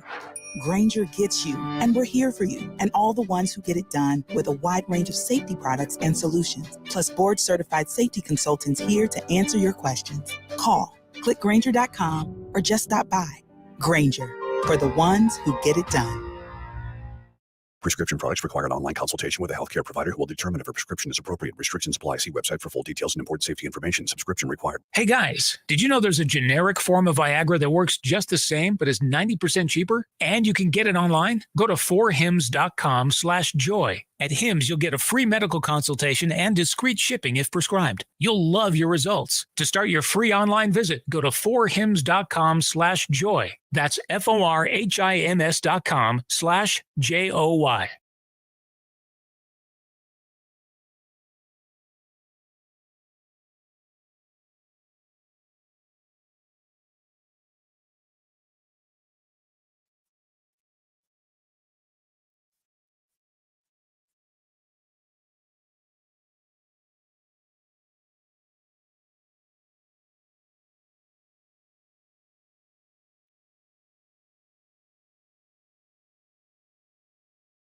Veterans, were you exposed to harmful burn pit smoke while serving overseas? The Department of Veterans Affairs has recognized and is providing benefits to veterans who suffer with asthma, rhinitis, and sinusitis as a result of burn pit exposure. If you served in the Southwest Asia Theater of Operations or Afghanistan, Uzbekistan, Syria, or Djibouti, and suffer from any respiratory illnesses that you believe is a result of exposure to burn pits, contact the Montgomery County Veterans Service Commission at 937-225-4801. Don't put it off any longer. You know it's time. Time for a bathroom upgrade by Bath Creations. Bath Creations is a leader in bathroom renovations, providing the very best value in bath and shower remodeling and proudly made in the USA. With Bath Creations, you get a beautiful modern bathroom that's safe, comfortable, and affordable. Attention first responders, veterans, and active military. Save $500 off your purchase right now. Visit Poe Avenue in Dayton or online at mybathcreations.com. And upgrade today. Ohio sports fans, I got some great news for you. Starting on January 1st, DraftKings Sportsbook will be live in our state. And to celebrate, all new customers will receive $200 in free bets when you sign up today using code WING1410. Plus, 5 lucky customers will win a $100,000 free bet. Download the DraftKings Sportsbook app now and sign up with code WING1410 to get $200 in free bets to use once mobile sports betting hits Ohio. Plus, 5 customers will win a $100,000 free bet only at DraftKings Sportsbook with code WING1410. Gambling problem? Call 1-800-589-9966. 21 and up. Physically present in Ohio. Eligibility restrictions apply. See terms at DraftKings.com/sportsbook. Subject to regularity, licensing requirements. 1 per new customer. $200 issued as $825 free bets. No purchase necessary for sweepstakes. Void where prohibited. Ends first day. DraftKings is allowed to operate in Ohio. See terms and official rules at DKNG.com/OH. Urology Specialists of Ohio are here for you. Men, your good health is important to them. Their knowledge of specific male anatomy, prostate issues, and how to help in your healing is their main focus. Urology Specialists of Ohio are now accepting new patients at all locations: Beaver Creek, Springfield, Urbana, Xenia, and London. They have been in practice for over 20 years with over 80 years of experience between 5 physicians. Call today. They can schedule your appointment in a timely manner with little wait time. Online at urologyspecialistofohio.com. Buckeye football season is back. That means tailgating and parties for the big game. You need the Lee's famous recipe Buckeye Bucket. It comes with 25 pieces of the delicious jumbo breast strips for only $44.99. Of course, you can add a few of their famous country side items, buttermilk biscuits, gallons of fresh brewed Lee's iced tea, or lemonade. You have the perfect recipe for a tailgate or watch party. Cheer on the Buckeyes this weekend with a Buckeye Bucket. Order today. Start your holiday gift giving with Esther Price Candy's traditional gold boxes. Variety of holiday baskets, corporate trays, bourbon cherries, holiday gifts, and much more. Visit any of their 7 locations in Dayton and Cincinnati, or shop online at estherprice.com and ship your family and friends their favorites. Your holiday tradition is at Esther Price Candies. The homemade goodness everyone likes. Life's a whole lot sweeter with fine chocolates from Esther Price. Free battery testing, free battery charging, and replacement batteries that fit your needs. That's what makes AutoZone America's #1 battery destination. Get in the zone. AutoZone.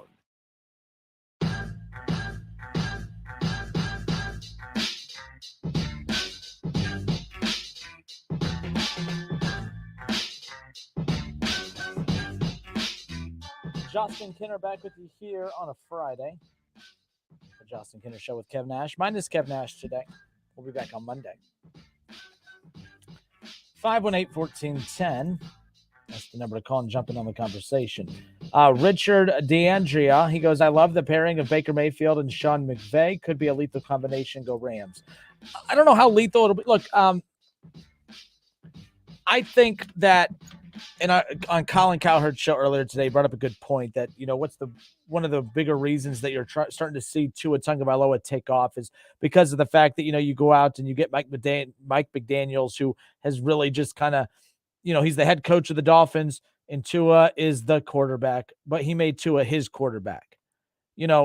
I think when you had Kevin Stefanski really did embrace Baker Mayfield that first year. And then it felt like they started changing things up in that second. Look, I threw out conspiracy theories all along. I just felt like Cleveland started doing a lot of things offensively that really put Baker at a disadvantage. Baker playing injured all season. You could ring the damn excuse bell all you want, but the bottom line is Baker playing with that shoulder was just not good.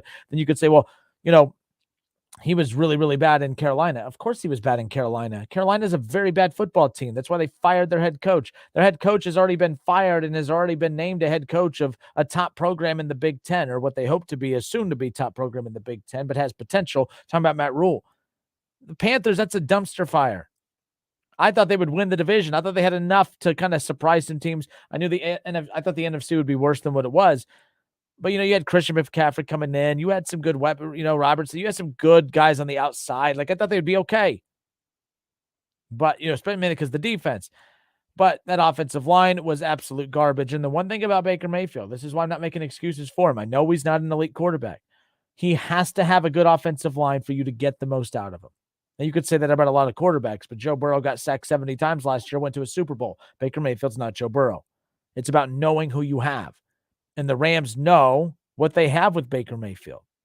They know that they have a guy that needs a run game. Check. He needs weapons. Check. He needs an offensive line. It's better than what it was in Carolina. But he also needs a head coach that is going to maximize his ability, and that's Sean McVay. So Richard DeAndre, yes, I agree. I think that's going to be a very good matchup there.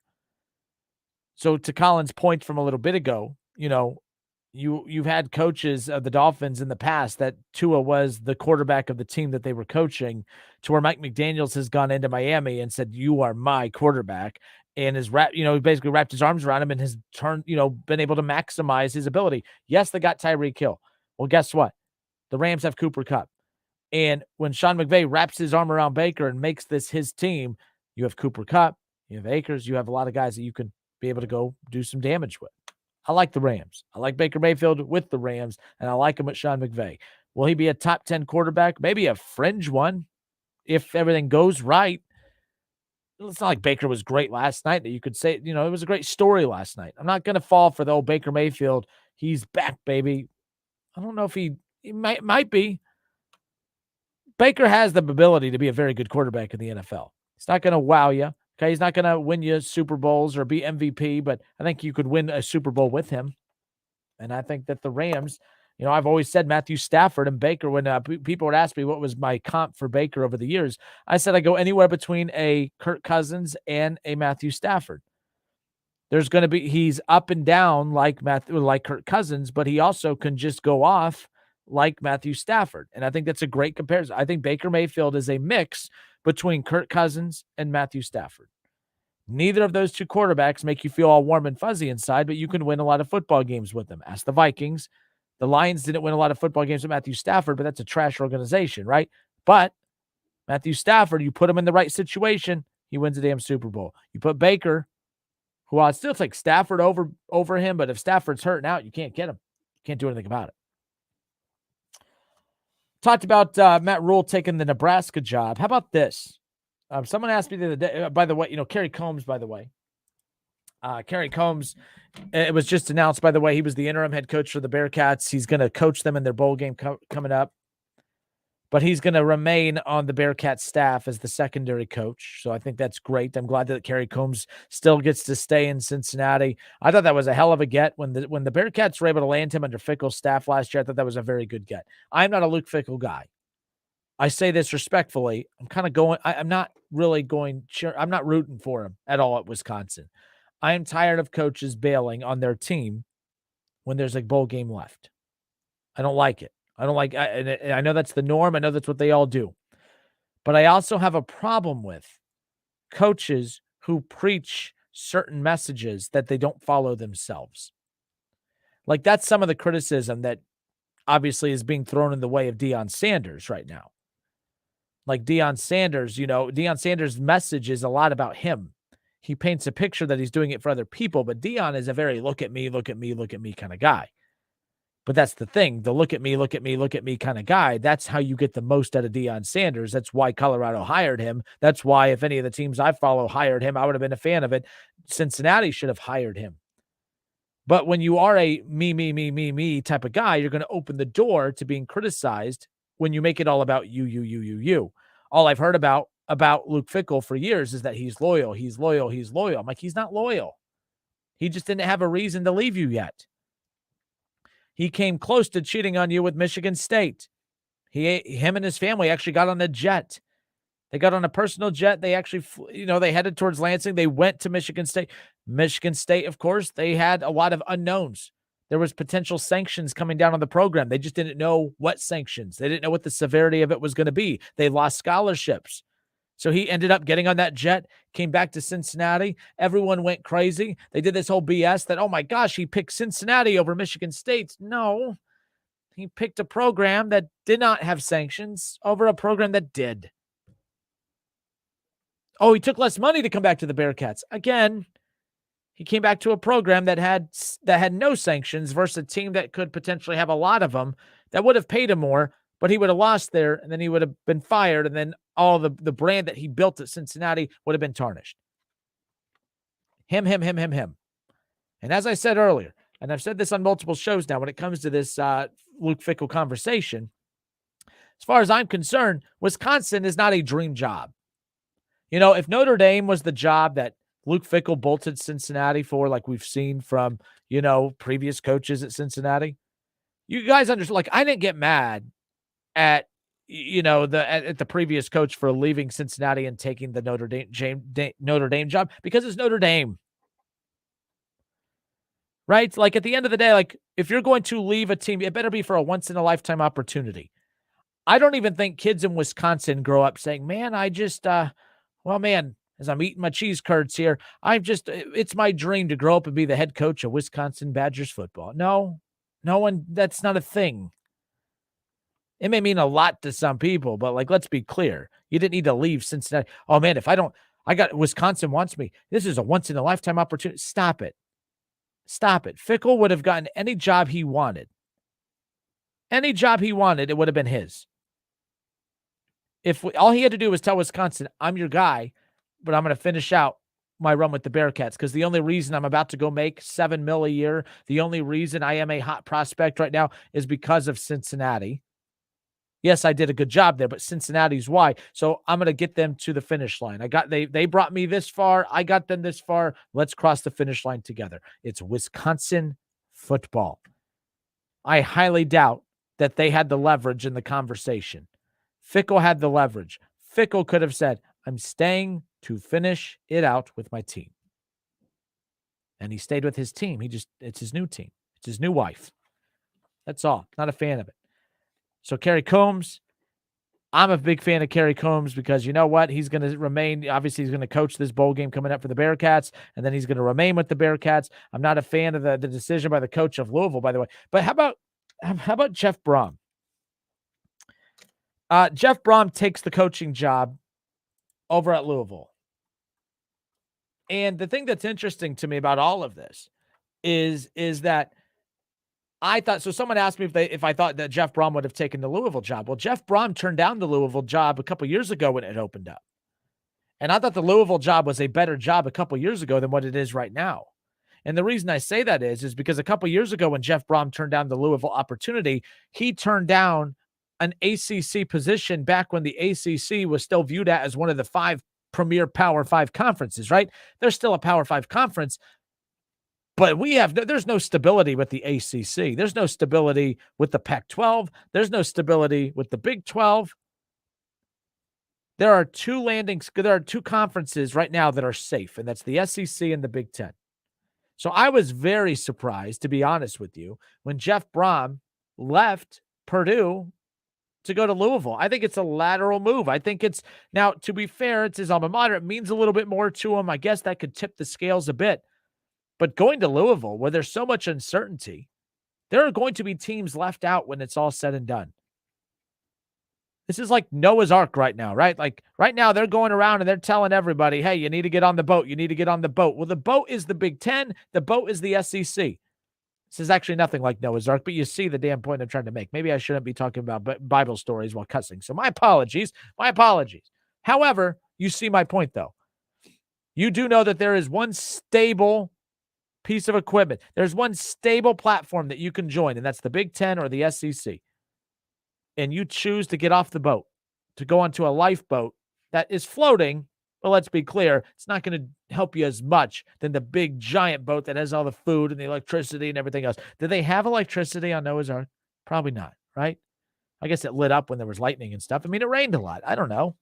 It's been a while since I've opened up the old B-Bell. So I'm assuming there's no, just candles, right? Anyways.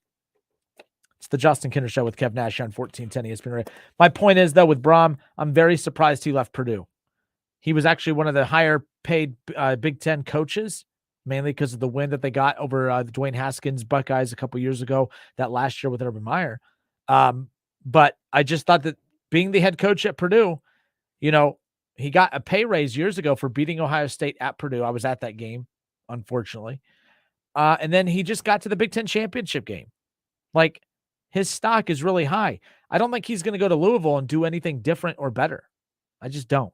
So I thought that was an interesting move. I think it's a dangerous move. Yes, it might be his alma mater, but at the same time, you're leaving the Big Ten. There's only two stable conferences that are bulletproof, the Big Ten, the SEC. I actually thought we would see more higher-end coaches bolt their current teams to take a lower-end Big Ten or SEC job just for stability. Obviously, I was wrong, but that's kind of where I was kind of thinking.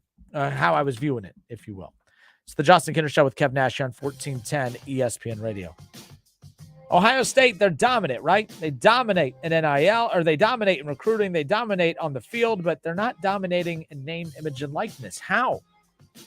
This is a program that bleeds money. So why is Gene Smith going out and shaking the virtual tin cup, begging for change? I don't get it. We'll discuss to close out the show next.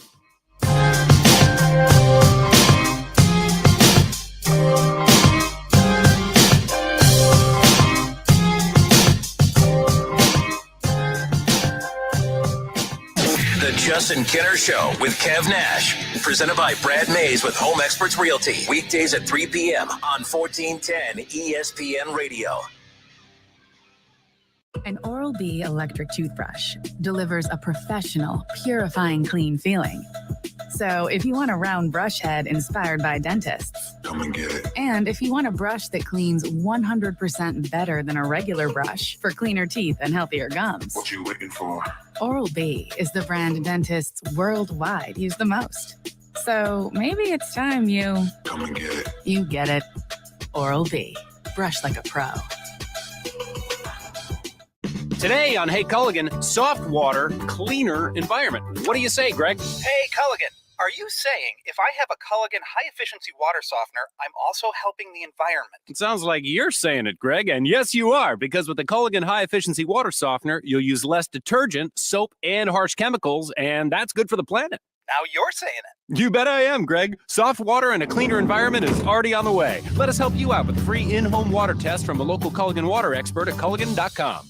Frickin' chicken chunks, frickin' chicken chunks, frickin' chicken chunks, frickin' chicken chunks. When there's no time to make food for your holiday party, carry out 4 pounds of frickin' chicken chunks for only $34.99. Give the gift that always fits, a $25 Frickers gift card, and get 5 frickin' bonus pots free. Let them get what they really want.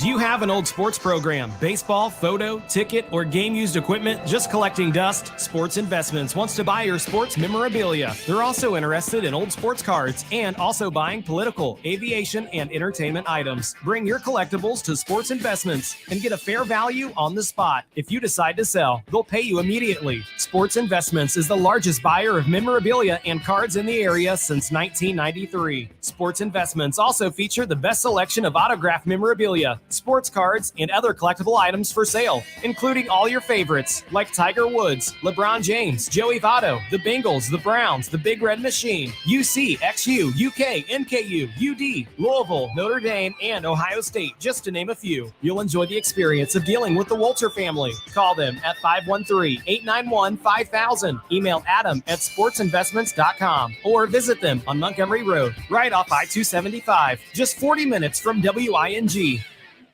Need a U.S. passport? We can help. Hi, this is Mike Foley, your Montgomery County Clerk of Courts. Visit one of our convenient auto title locations in Huber Heights, Clayton, downtown, Moraine, and Centerville. Make us your first destination before you travel abroad. No appointments ever needed. We do passports.com for more info. Menards is your plumbing headquarters. Complete your bathroom update with Delta. Replace your old faucet with a new Capri bathroom faucet from Delta. Its Spot Shield technology uses antimicrobial protection that keeps your faucet staying cleaner longer by resisting water spots and fingerprints. Delta faucets are easy to install and last twice as long as industry standards. Get yours today at Menards for $89.99. Price is good through December 18th. Plus, get a Menards gift card, the perfect gift this season. Season's greetings to you all from Menards. Hi, this is Eddie Sorrell, Body Shop Manager at Germain Honda of Beaver Creek. Our technicians have over 125 years of total experience. That means we can repair your vehicle correctly and efficiently. So when you need a dependable body shop, we're here. And we repair all makes and models with new state-of-the-art equipment to get you back on the road quickly. Plus, we offer loaner cars during service and free estimates. Stop by and see us. Germain Honda of Beaver Creek, State Route 35, just east of 675 between Xenia and Beaver Creek. This holiday, check out Origins, an immersive new Audible original series featuring artists like Billie Eilish telling their stories in their words. Listen now at audible.com/origins. Creative Foam is opening an office in Vandalia, Ohio, and is hiring. On-site interviews Monday through Friday at 3337 North Dixie Drive in Dayton, or apply online at creativefoam.com. You want more local content from Dayton's ESPN radio station, 1410 Wing AM? Make sure you subscribe to the WING 1410 Dayton YouTube channel, where you can watch all your local shows live, or go back and rewatch previous episodes of the Justin Kinner Show with Kev Nash, the Keith Byers Show, Talking Out Loud with Sully, and more. Justin Kinner back with you here as we close out the show today. Apologize, by the way, for the, look, the show's been on and off a little bit throughout the month of December. Look, it's the end of the year. Kevin and I just had some vacation time we've been using. He's off today. But the one thing, the one guarantee is that at the very least, every Monday and Friday, the show will be on no matter what.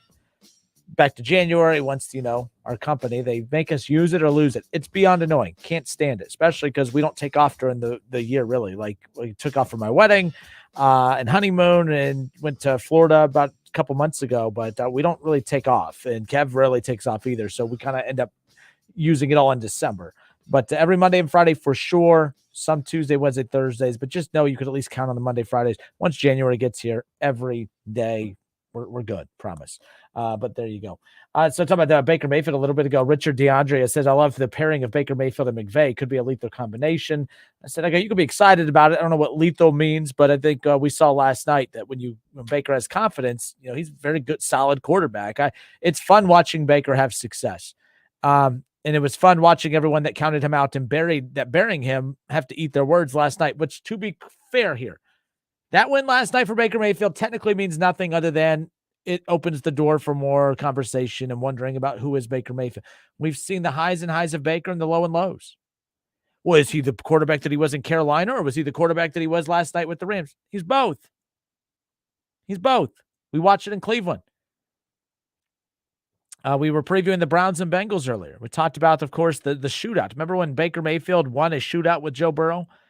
That was the very first game against the Browns that Joe Burrow ever had. And it came down to who had the ball last. Joe Burrow had a very good game. Joe Burrow, through the very first game against Cleveland, he completed 37 of 61 pass attempts for 316 yards and 3 touchdowns. It was a shootout. Baker Mayfield outperformed him. He threw for 400-plus yards. He threw for 4 touchdowns. He had the ball last and won.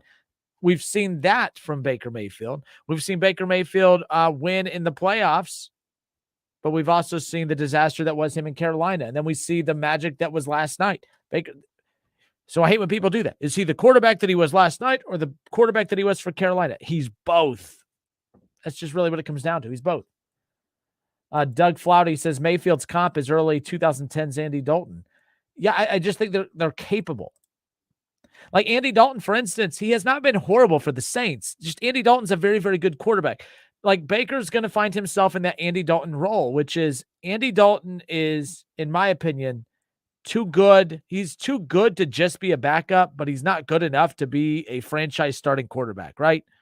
That's Baker Mayfield. That's why we're always going to be having these conversations. Like Jimmy Garoppolo is another example. Very, very good quarterback. Not good enough to be labeled a backup quarterback, but also you see the beyond limitations that he has as a starter. Some guy says, well, last night might have been fun for Rams fans and Baker bros, but ask me if Mayfield was fun last Christmas when he threw 4 picks. No, some guy, look, I know we have this thing now where we argue all the time. I hear you. I agree with you. It was fun, but that's who Baker is, though. Baker is last night for the Rams, but he's also Christmas Day Browns.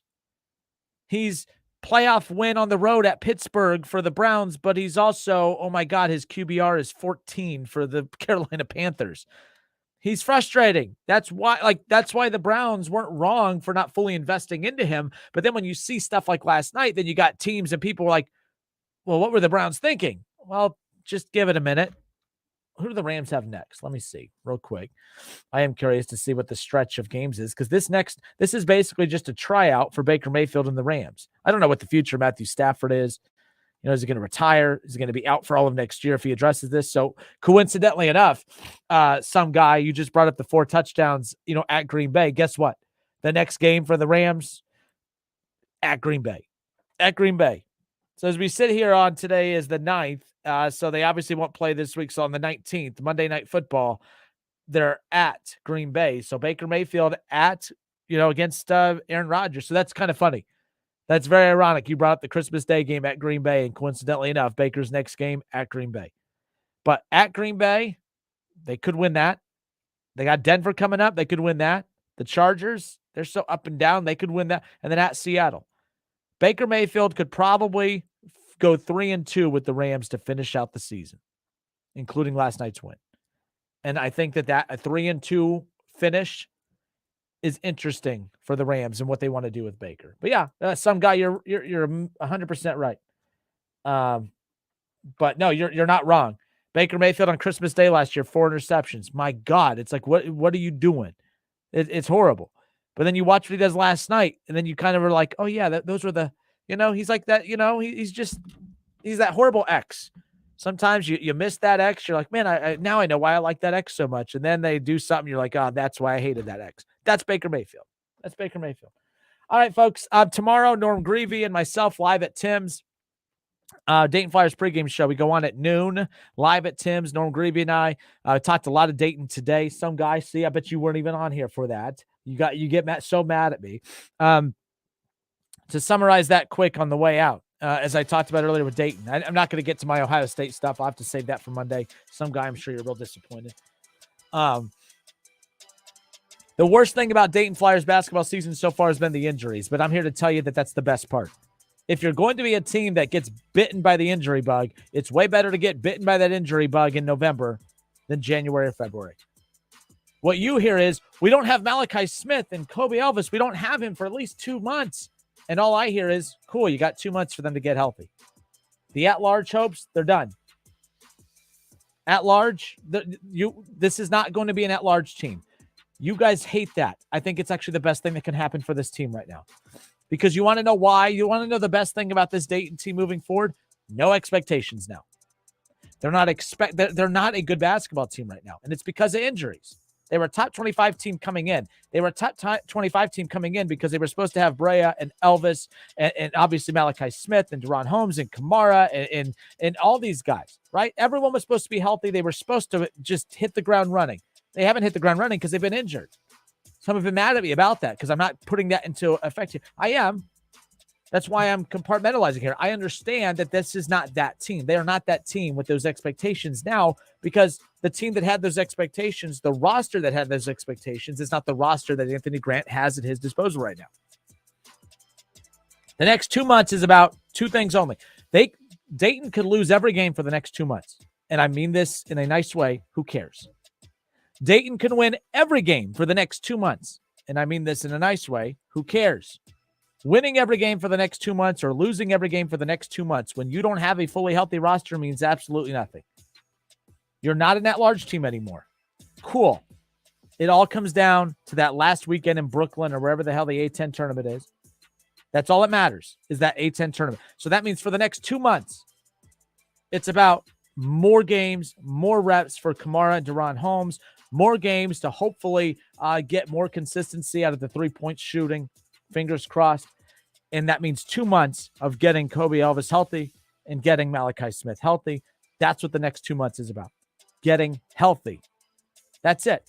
Because it all comes down to no matter what happens over the next 2.5 months, nothing matters except making sure that they're at full health so that the roster that had top 25 expectations can finally take the floor. And regardless of where they're seated in the A-10, that top 25 roster is going to be available come conference tournament time. That's all that matters.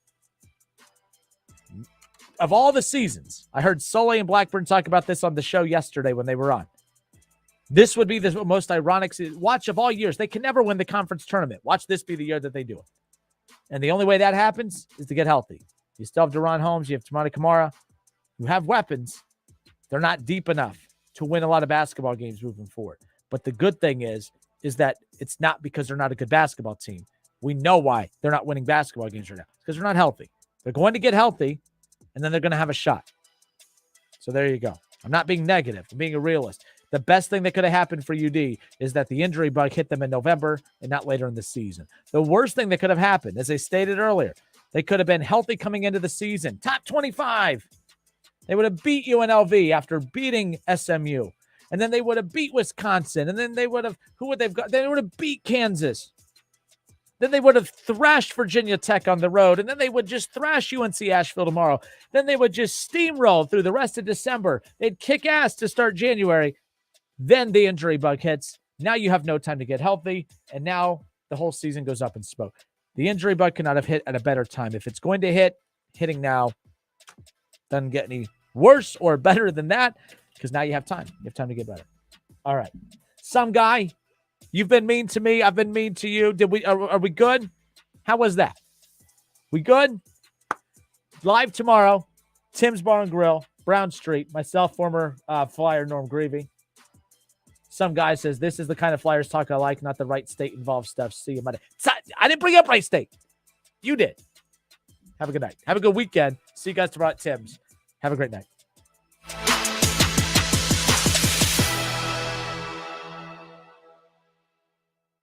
It's the Justin Kinner Show with Kev Nash. Justin, you're awesome, baby. Right here on 1410 ESPN Radio.